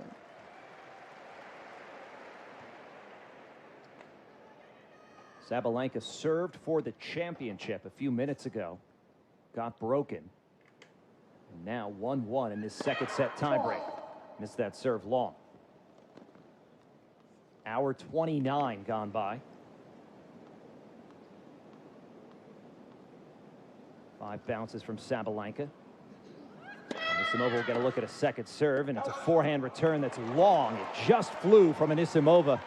So the servers handling business so far through the first 3 points. That's 2 and 4 serves of the returner serve. You've got to make her play again. This is like, all these balls are like golden. They're like match points right now. But Sophie, you said something earlier. She's standing in the same position on the second serve. Mm-hmm. She's not even moving forward. She's not trying. Yeah. No. At 1-2, Anisimova missed that serve well wide into the alley. As the clock hits the 1.5 hour mark. Anisimova, the 24-year-old's toss. The second serve, it's into the backhand of Sabalenka. Now backhand middle, a forehand middle from Sabalenka. Forehand cross court from Anisimova. She's got the open line. Tried to go up it with a forehand, but missed it wide. And that's the first point that a returner has won in this tiebreak. It's a point for Sabalenka. It's 1-3 for Anisimova. And the whole box of Sabalenka got up after this point. They know how big this is for her. They're right there with her. Second serves continue to be a problem for Anisimova. 7 of 16 in this set. 9 of 26 for the match. And she's got to get this one right here. She missed that first serve by a mile.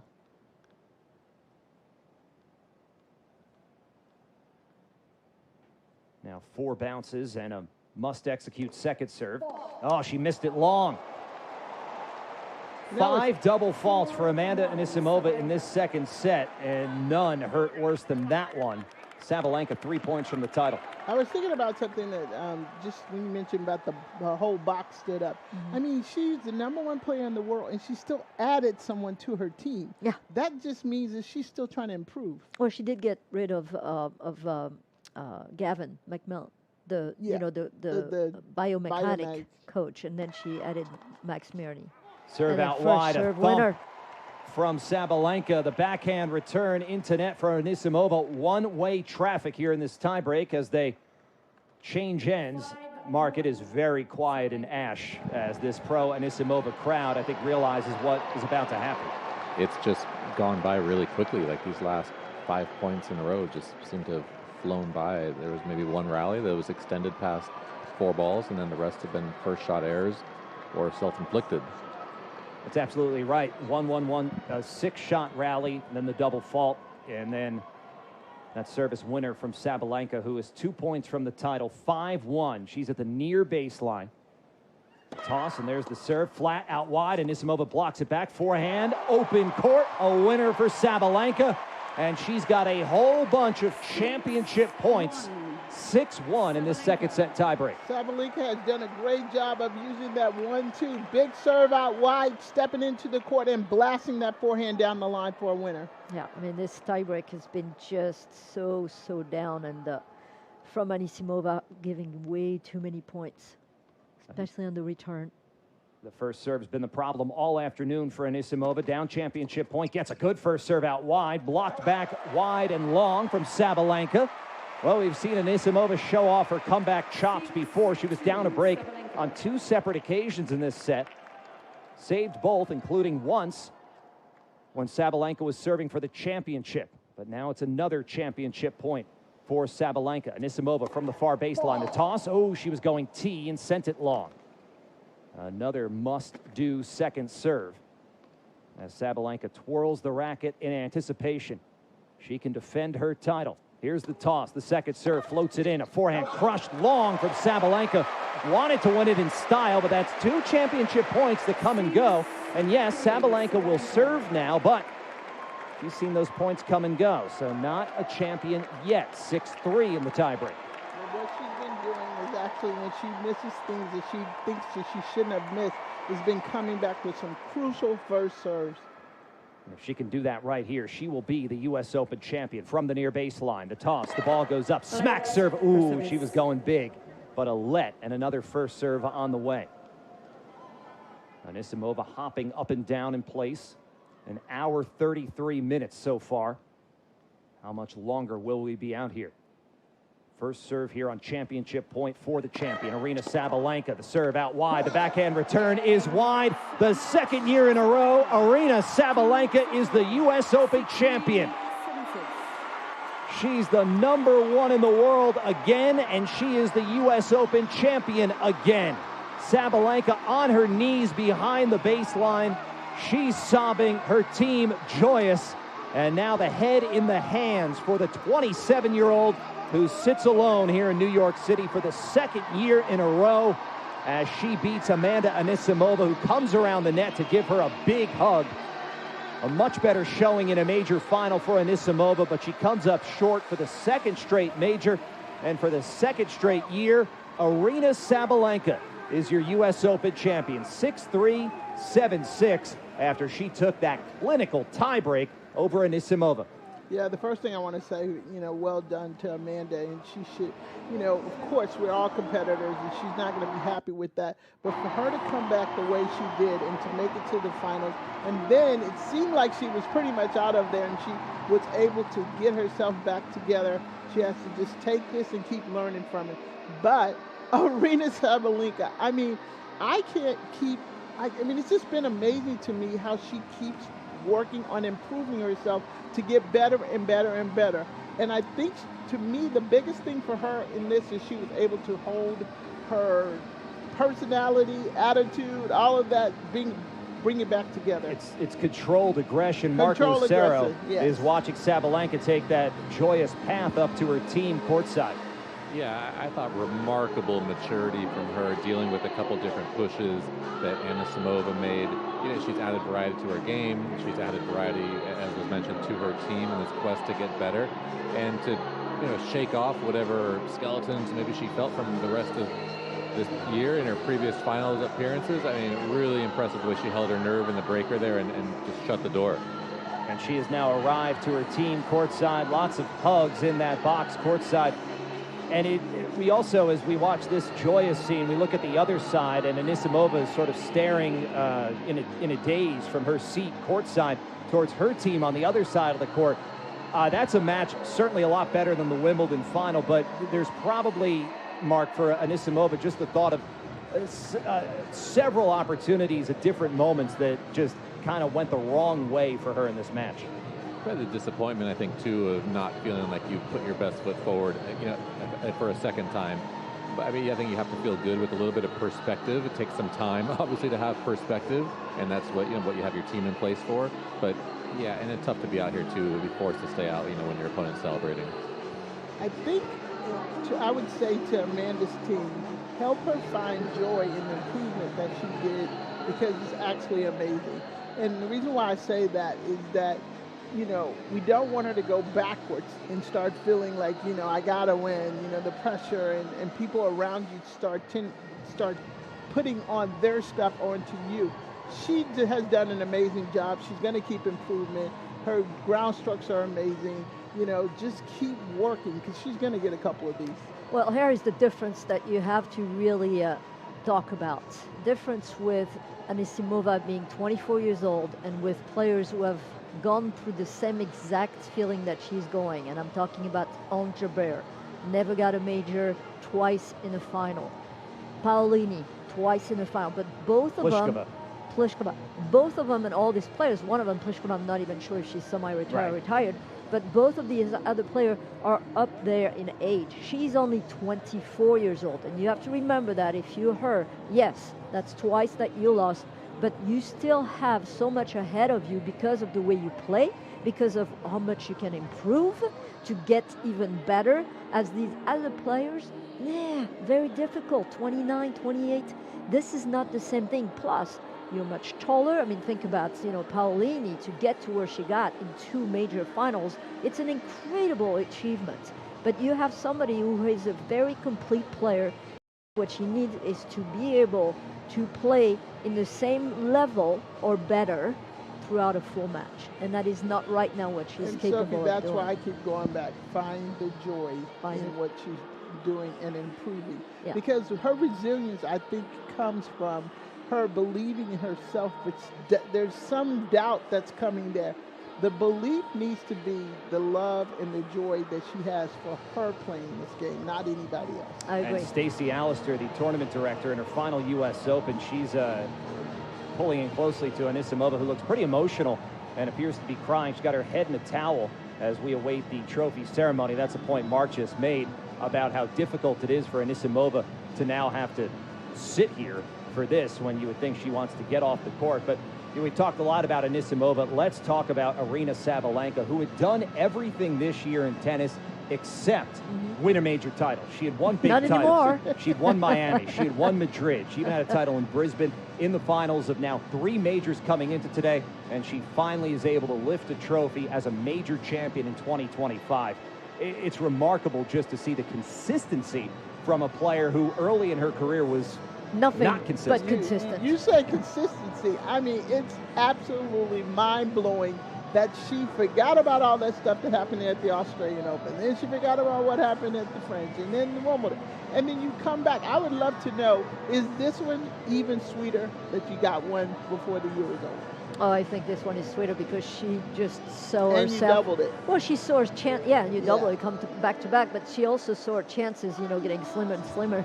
By the end of the year, you're like, okay, well, I have one left. That's about it. So it's either now or never. But, again, she has won 2 to 3 tournaments in singles each year since 2018 to today. That's a huge achievement. And this year, so far, it's not over, 4 tournaments under her belt. That is humongous for a player. And the consistency you're talking about is, I remember her when she played in Shenzhen, where Shenzhen was not, the final of the WTA, but it was like the secondary final. And it would be like, okay, is she on or is she off? That is really what it was. And it was like that here. The first time she played here, this tournament. Yeah, I mean, it was like, okay, this could be some 45 to 50 unforced errors to, to another 40 winners. It was like, watching her was, oh, yeah, good shot. Oh, that's incredible. Oh, wow, that is, and you were so, angry sometimes because you see the potential. But then she worked, with obviously Chernov, what was his name, the Russian player, who really helped her to start putting a little bit more topspin in her ball. And she learned that, and she said, well, I don't have to hit a winner on every single ball. And she got herself in so much better shape as well. The footwork, incredible. The serve, she was willing to go through the motion of saying, my serve, and the double faulting. She was #1 in the world in double fault. You don't want to be #1 in double fault. Get help. To your point on that is why I really start paying a lot of attention to her. Who says it's not the coach's fault, it's my fault? Yep. On this day and time, all these players, they want to throw it to the coach. Yeah, they change coach, by the way, when it doesn't work. When she gets in crucial situations like this, she knows that she has to bear down on what she knows to correct her serve. And it's incredible when you look at the stats, when you talk about the Sabalenka of a few years ago, and here's a U.S. Open final, 1 ace, 2 double faults, 13 winners, 15 unforced errors, and she's the U.S. Open champion. That is Sabalenka playing under control, playing within herself, a well-deserved champion for the 2nd straight year at the U.S. Open, as she beats an American for the 2nd year in a row. Let's check one final time with Mark Lucero courtside. And Mark, just what's your takeaway going to be, your biggest takeaway from what we've seen from Sabalenka over this tournament and over this afternoon? I think the biggest thing that stands out to me is her athleticism. Like, she's playing a way now that allows her to showcase her athleticism. I think she's the best athlete on the WTA Tour in terms of size, strength, speed, and she uses that to create opportunities for herself to steal points and then to play offense, most importantly. And we saw all of that on display this afternoon. Mark Lucero, it was cool to see Anisimova back in a major final, somebody you worked with for a while and somebody who has certainly been through it. You detailed the ups and downs of her career, but she's going to be inside the top 5 for the first time. But it's Aryna Sabalenka as the U.S. Open champion. Mark Lucero, great job courtside. Thank you. Yeah, and it's normal when you think about what Anisimova is going through right now. I mean, she's obviously very, very hurt by having maybe a chance to push it to a 3rd set and knowing that the tiebreak, again, was a streak of unforced errors on the return, didn't really put herself in having a chance to win this tiebreak and push it to a 3rd. But, hopefully by Monday, she'll look at the ranking and say, okay, this is very positive. And that's what she's going to take from it. The same way that when she lost 6-love on Wimbledon, she got out of there and she said, you know what? This was then, this is now. And she changed completely the tide and turned the tide just by beating and getting her revenge against Iga Swiatek. Today, it was the revenge from definitely Sabalenka. The team, she understands that it's very big and you have to keep it together. And that team, they're working really well, and we've got the trophy ceremony right here. Women's Singles Championship Trophy Celebration. To deliver the championship trophies, please welcome future American tennis champions, 12-year-old Jacques Kahn Gunlap from JMTA Randall's Island, New York, and 11-year-old Emma Ziyu Ling from Sport Time, Port Washington.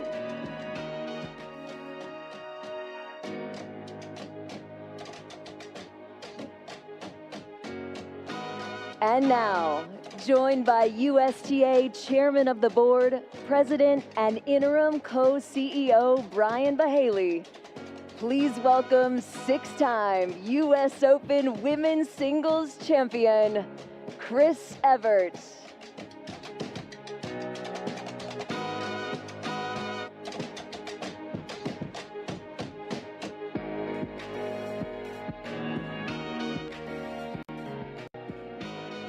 Tonight, we celebrate the 50th anniversary of Chris Evert's first U.S. Open win and her 50 years of contributions to American tennis.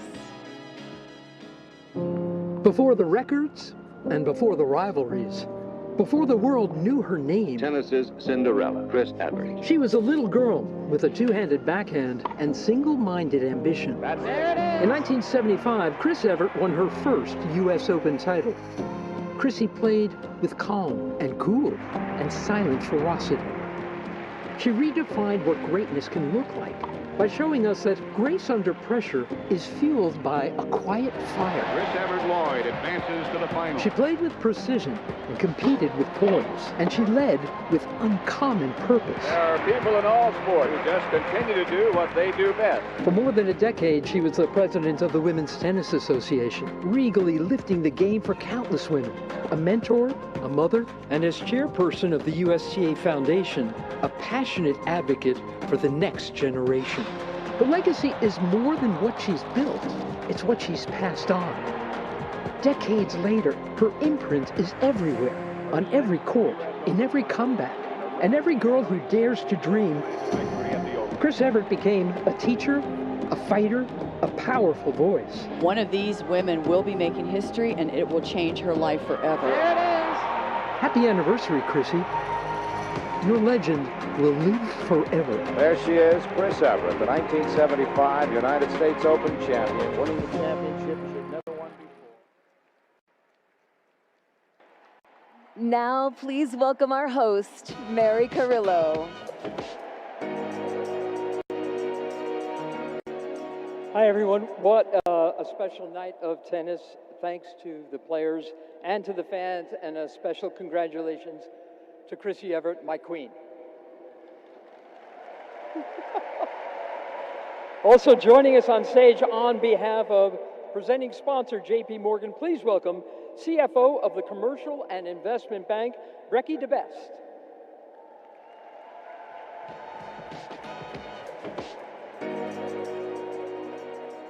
To begin our trophy presentation, we'd like to recognize our chair umpire for tonight's final. Mariana Veljevic, come on up. On behalf of the USTA, Brian Bahaley will present you with a gift from the tournament.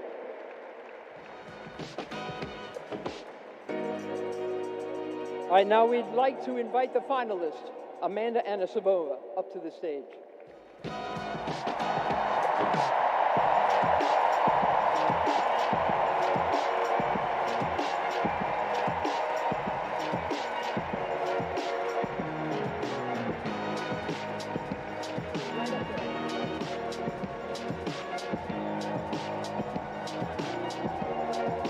It got pretty good there in the end, didn't it? Amanda, you really made that a match.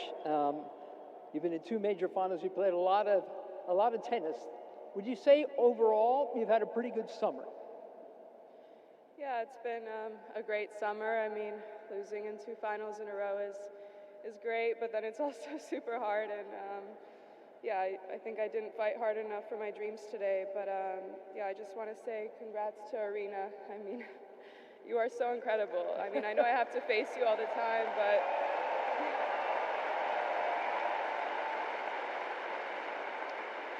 I'm in awe of what you've accomplished, and you keep on achieving so many incredible things. So a big congratulations to you and your team. You guys are amazing. Did you notice that there were some fans here that were cheering for you? Would you like to say something to them?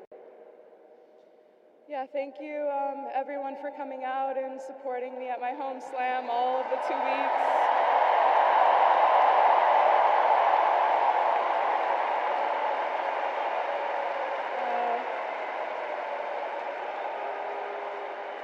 It's been an incredible fortnight, and yeah, I mean, I absolutely love playing here, and it's always been a dream of mine to play in the final of the US Open.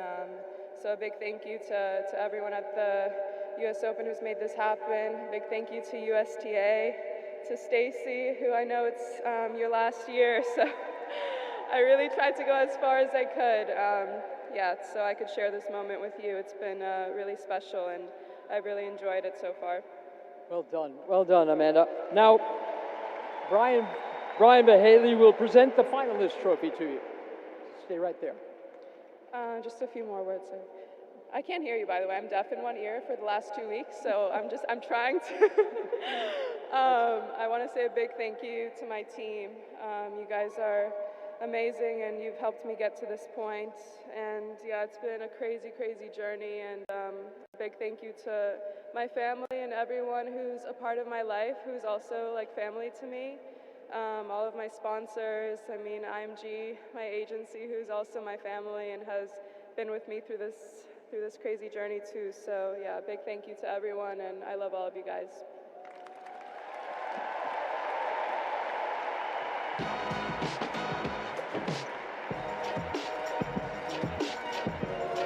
Now it's time to invite our champion to the stage. Aryna Sabalenka, get up here.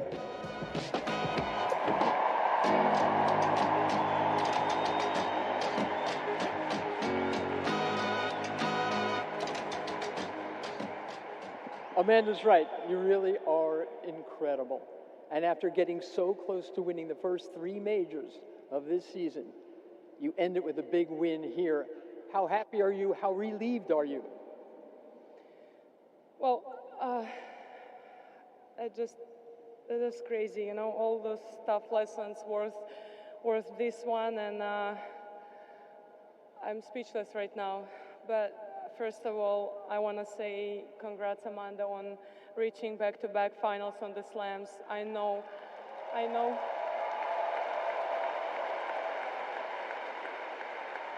how much it hurts losing in the finals, but trust me, the moment you're going to win your first one and you're going to win it, you play incredible tennis. And I want to congrats you and your team on things that you've been able to achieve after your comeback. And girl, you're going to enjoy it even more after these tough losses in the finals.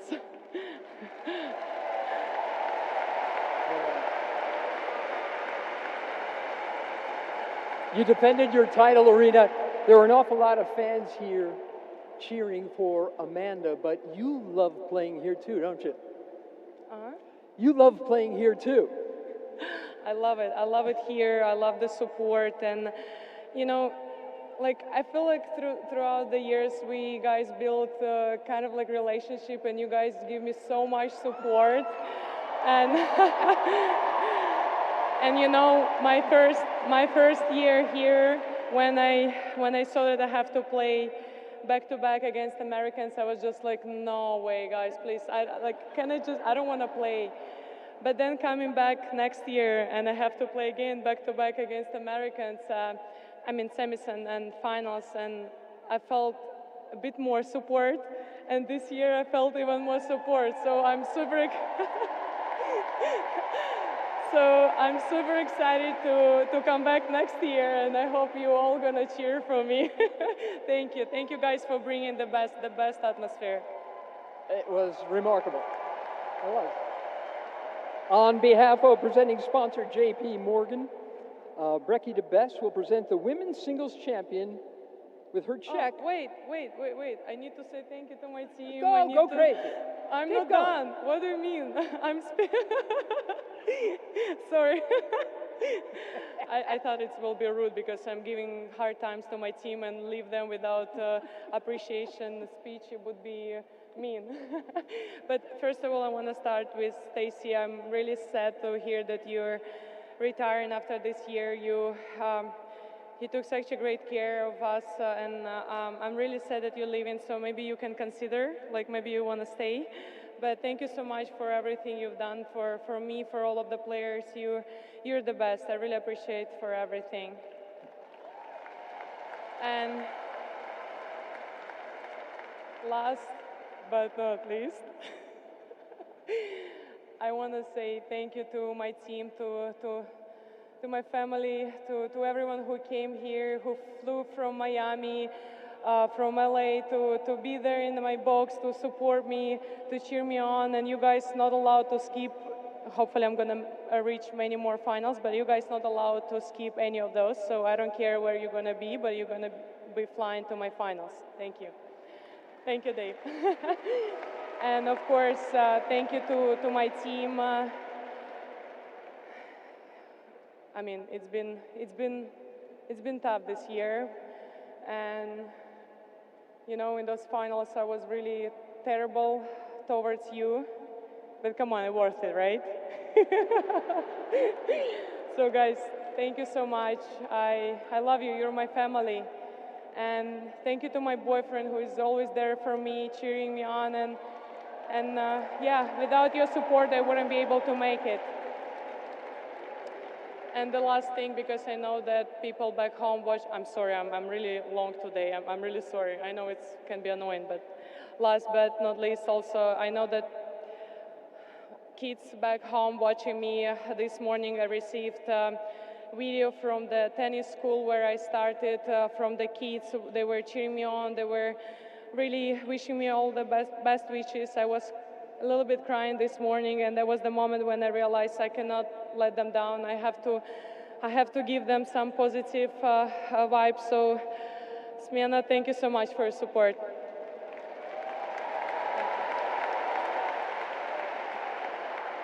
She said she was speechless. Okay, on behalf of presenting sponsor, J.P. Morgan, Becky DeBest will present you, the women's singles champion, with a check for $5 million.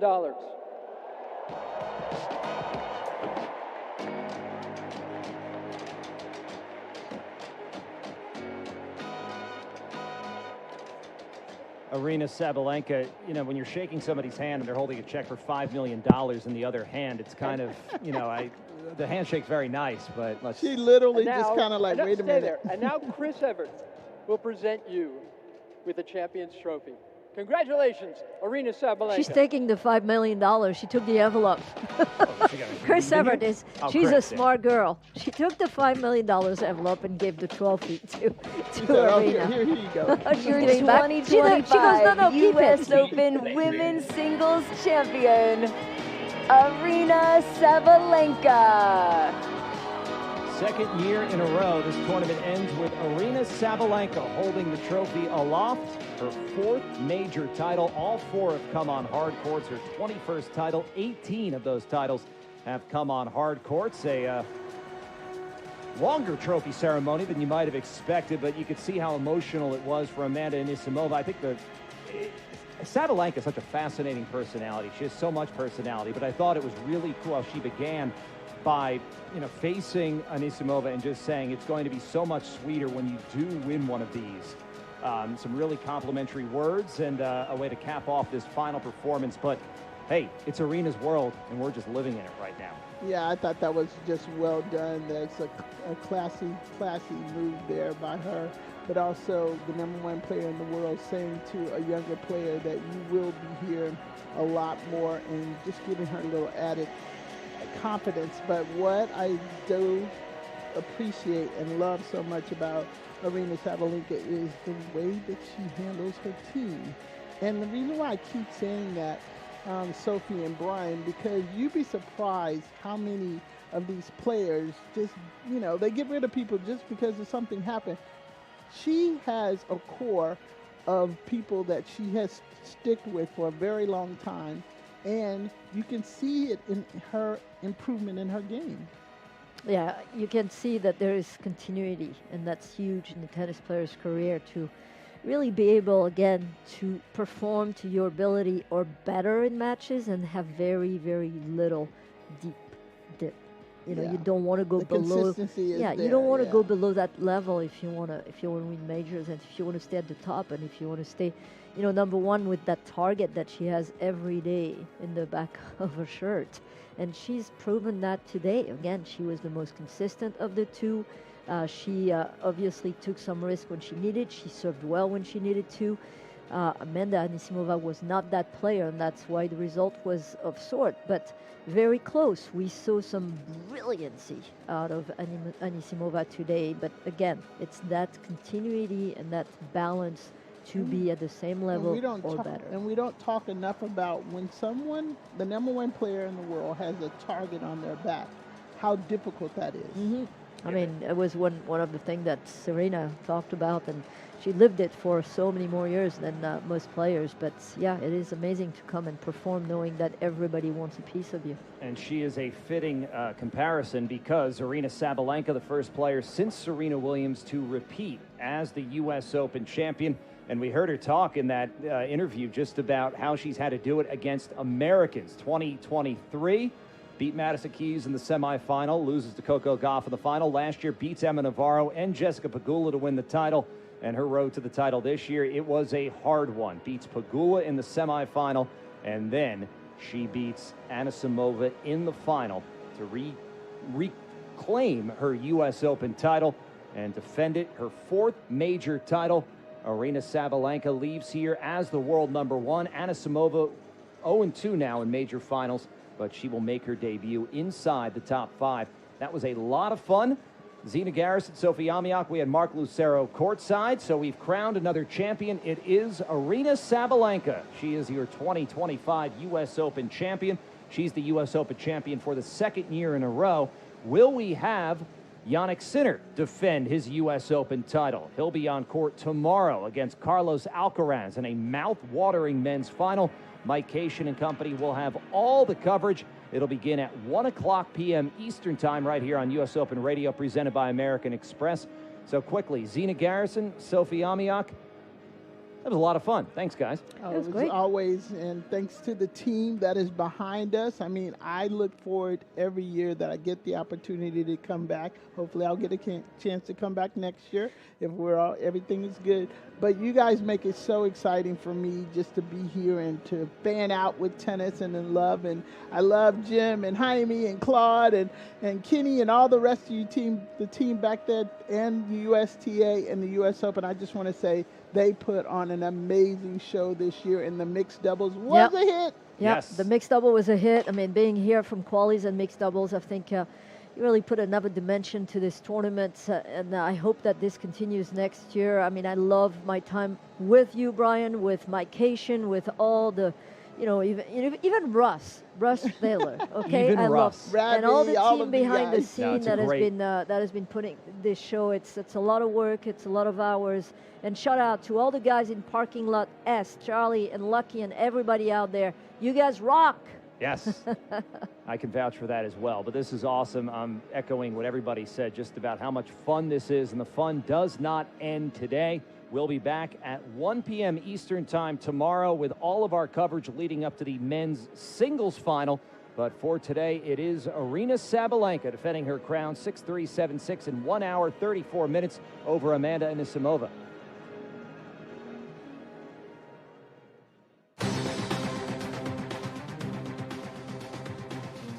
Serve inside in forehand. What a return from Sabalenka. Now plays forehand drop shot. Anisimova comes in, backhand rips it at Sabalenka, who reflexes it past Anisimova with her own backhand. Taste of her own medicine for the American. And it is Aryna Sabalenka who breaks to take the lead in the U.S. Open women's singles final. She's up a set and now a break in the second, up 2-1, and she is in the red zone right now. Triple break point. Sabalenka goes body, backhand cross court, a good return. Now backhand line, good, a winner and a break for Amanda Anisimova. We're back on level terms in this second set. That was a clinical, not only a break, but a break at love. Thank you. And the serve comes up right into the body. Big backhand cross court return, backhand cross from Sabalenka. Line backhand Anisimova running forehand is just in from Sabalenka, backhand Anisimova, back down the line. Now across court, forehand slug Anisimova, backhand beat back Sabalenka, short. Anisimova breaks back to level terms. 5-all here in the second set. Amazing. You say an amazing competitor. She just hit those balls so deep, so hard, she forced her way to 5-all. At 40-15, Sabalenka flat out wide, and we will decide this second set and maybe this U.S. Open in a tiebreak. First to 7, win by 2. Aryna Sabalenka, 27 years old. She'll leave here as the world number 1, but she could leave here holding the U.S. Open trophy for the second straight year. She's to the line, trying to become the first woman since Serena Williams to repeat as the U.S. Open champion. First serve here on championship point for the champion, Aryna Sabalenka. The serve out wide. The backhand return is wide. The second year in a row, Aryna Sabalenka is the U.S. Open champion. She's the number 1 in the world again, and she is the U.S. Open champion again. Sabalenka on her knees behind the baseline. She's sobbing, her team joyous. And now the head in the hands for the 27-year-old who sits alone here in New York City for the second year in a row as she beats Amanda Anisimova, who comes around the net to give her a big hug. A much better showing in a major final for Anisimova, but she comes up short for the second straight major.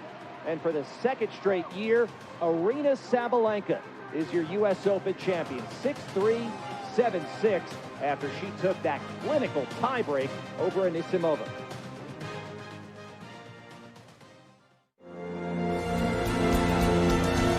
As we sign off for the last time in 2025 from the USTA Billie Jean King National Tennis Center in Flushing, New York, we want to congratulate all the players on an amazing tournament that helped us reimagine spectacular.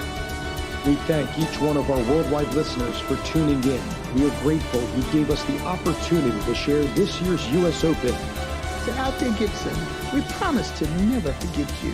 You are the reason our sport is better today than 75 years ago. It was an honor to celebrate your beautiful life. Althea, we also commit to keep the journey you started going, fighting for equality and making the next 75 years as progressive as the last. We will continue to build on your legacy. To our sponsor, American Express, we say thank you. Without your support, it would be impossible to share the U.S. Open with the world. Fans from across the globe tuned in for 3 weeks of live coverage from a very diverse team of talented commentators. Thank you for your continued support of the USTA, the U.S. Open, and the game of tennis. We thank Stacey Allister for an amazing job as tournament director one last time. The U.S. Open is better today because of your love for the game and your continued dedication to tennis for all. We wish you the best as you embrace new challenges. To everyone at the USTA broadcast team, we say thank you for the opportunity and challenge to continue making spectacular happen. Your commitment to making this event the best in tennis is the reason we do what we do. US Open Radio is a labor of love and a place we all love because of you. For now, we say goodbye. Good morning, good afternoon, wherever you are. You've been listening to US Open Radio, sponsored by American Express. Good night, everyone.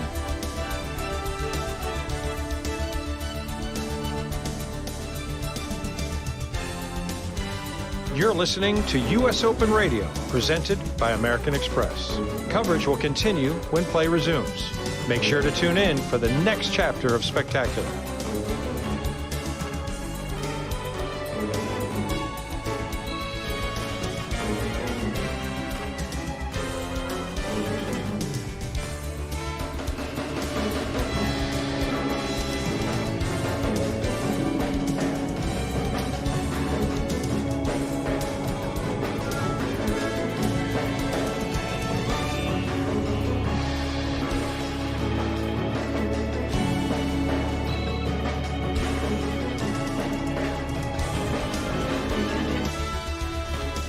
You're listening to US Open Radio, presented by American Express. Coverage will continue when play resumes. Make sure to tune in for the next chapter of Spectacular.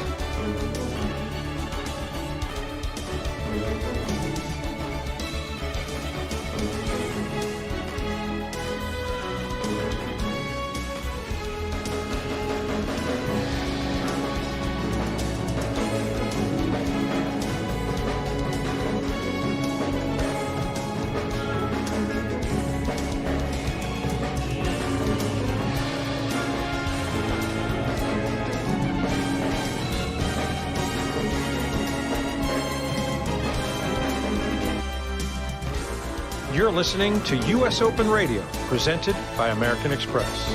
Coverage will continue when play resumes. Make sure to tune in for the next chapter of Spectacular.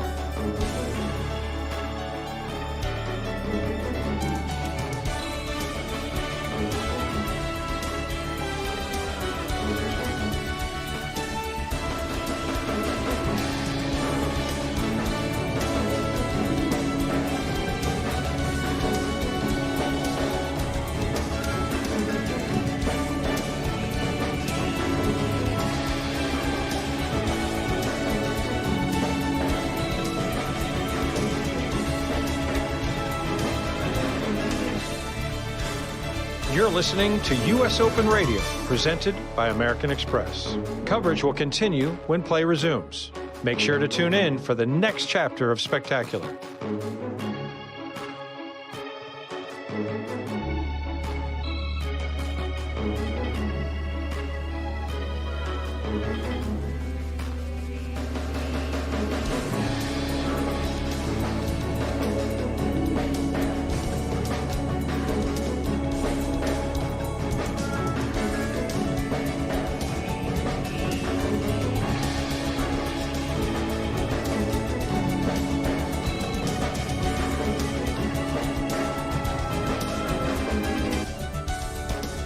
You're listening to U.S. Open Radio, presented by American Express. Coverage will continue when play resumes.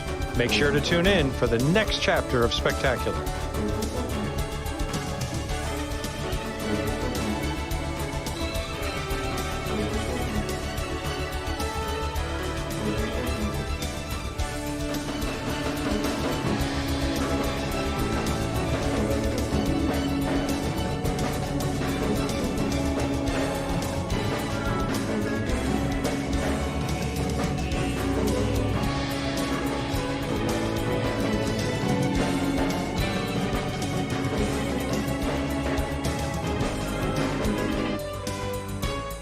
You're listening to U.S. Open Radio, presented by American Express. Coverage will continue when play resumes. Make sure to tune in for the next chapter of Spectacular.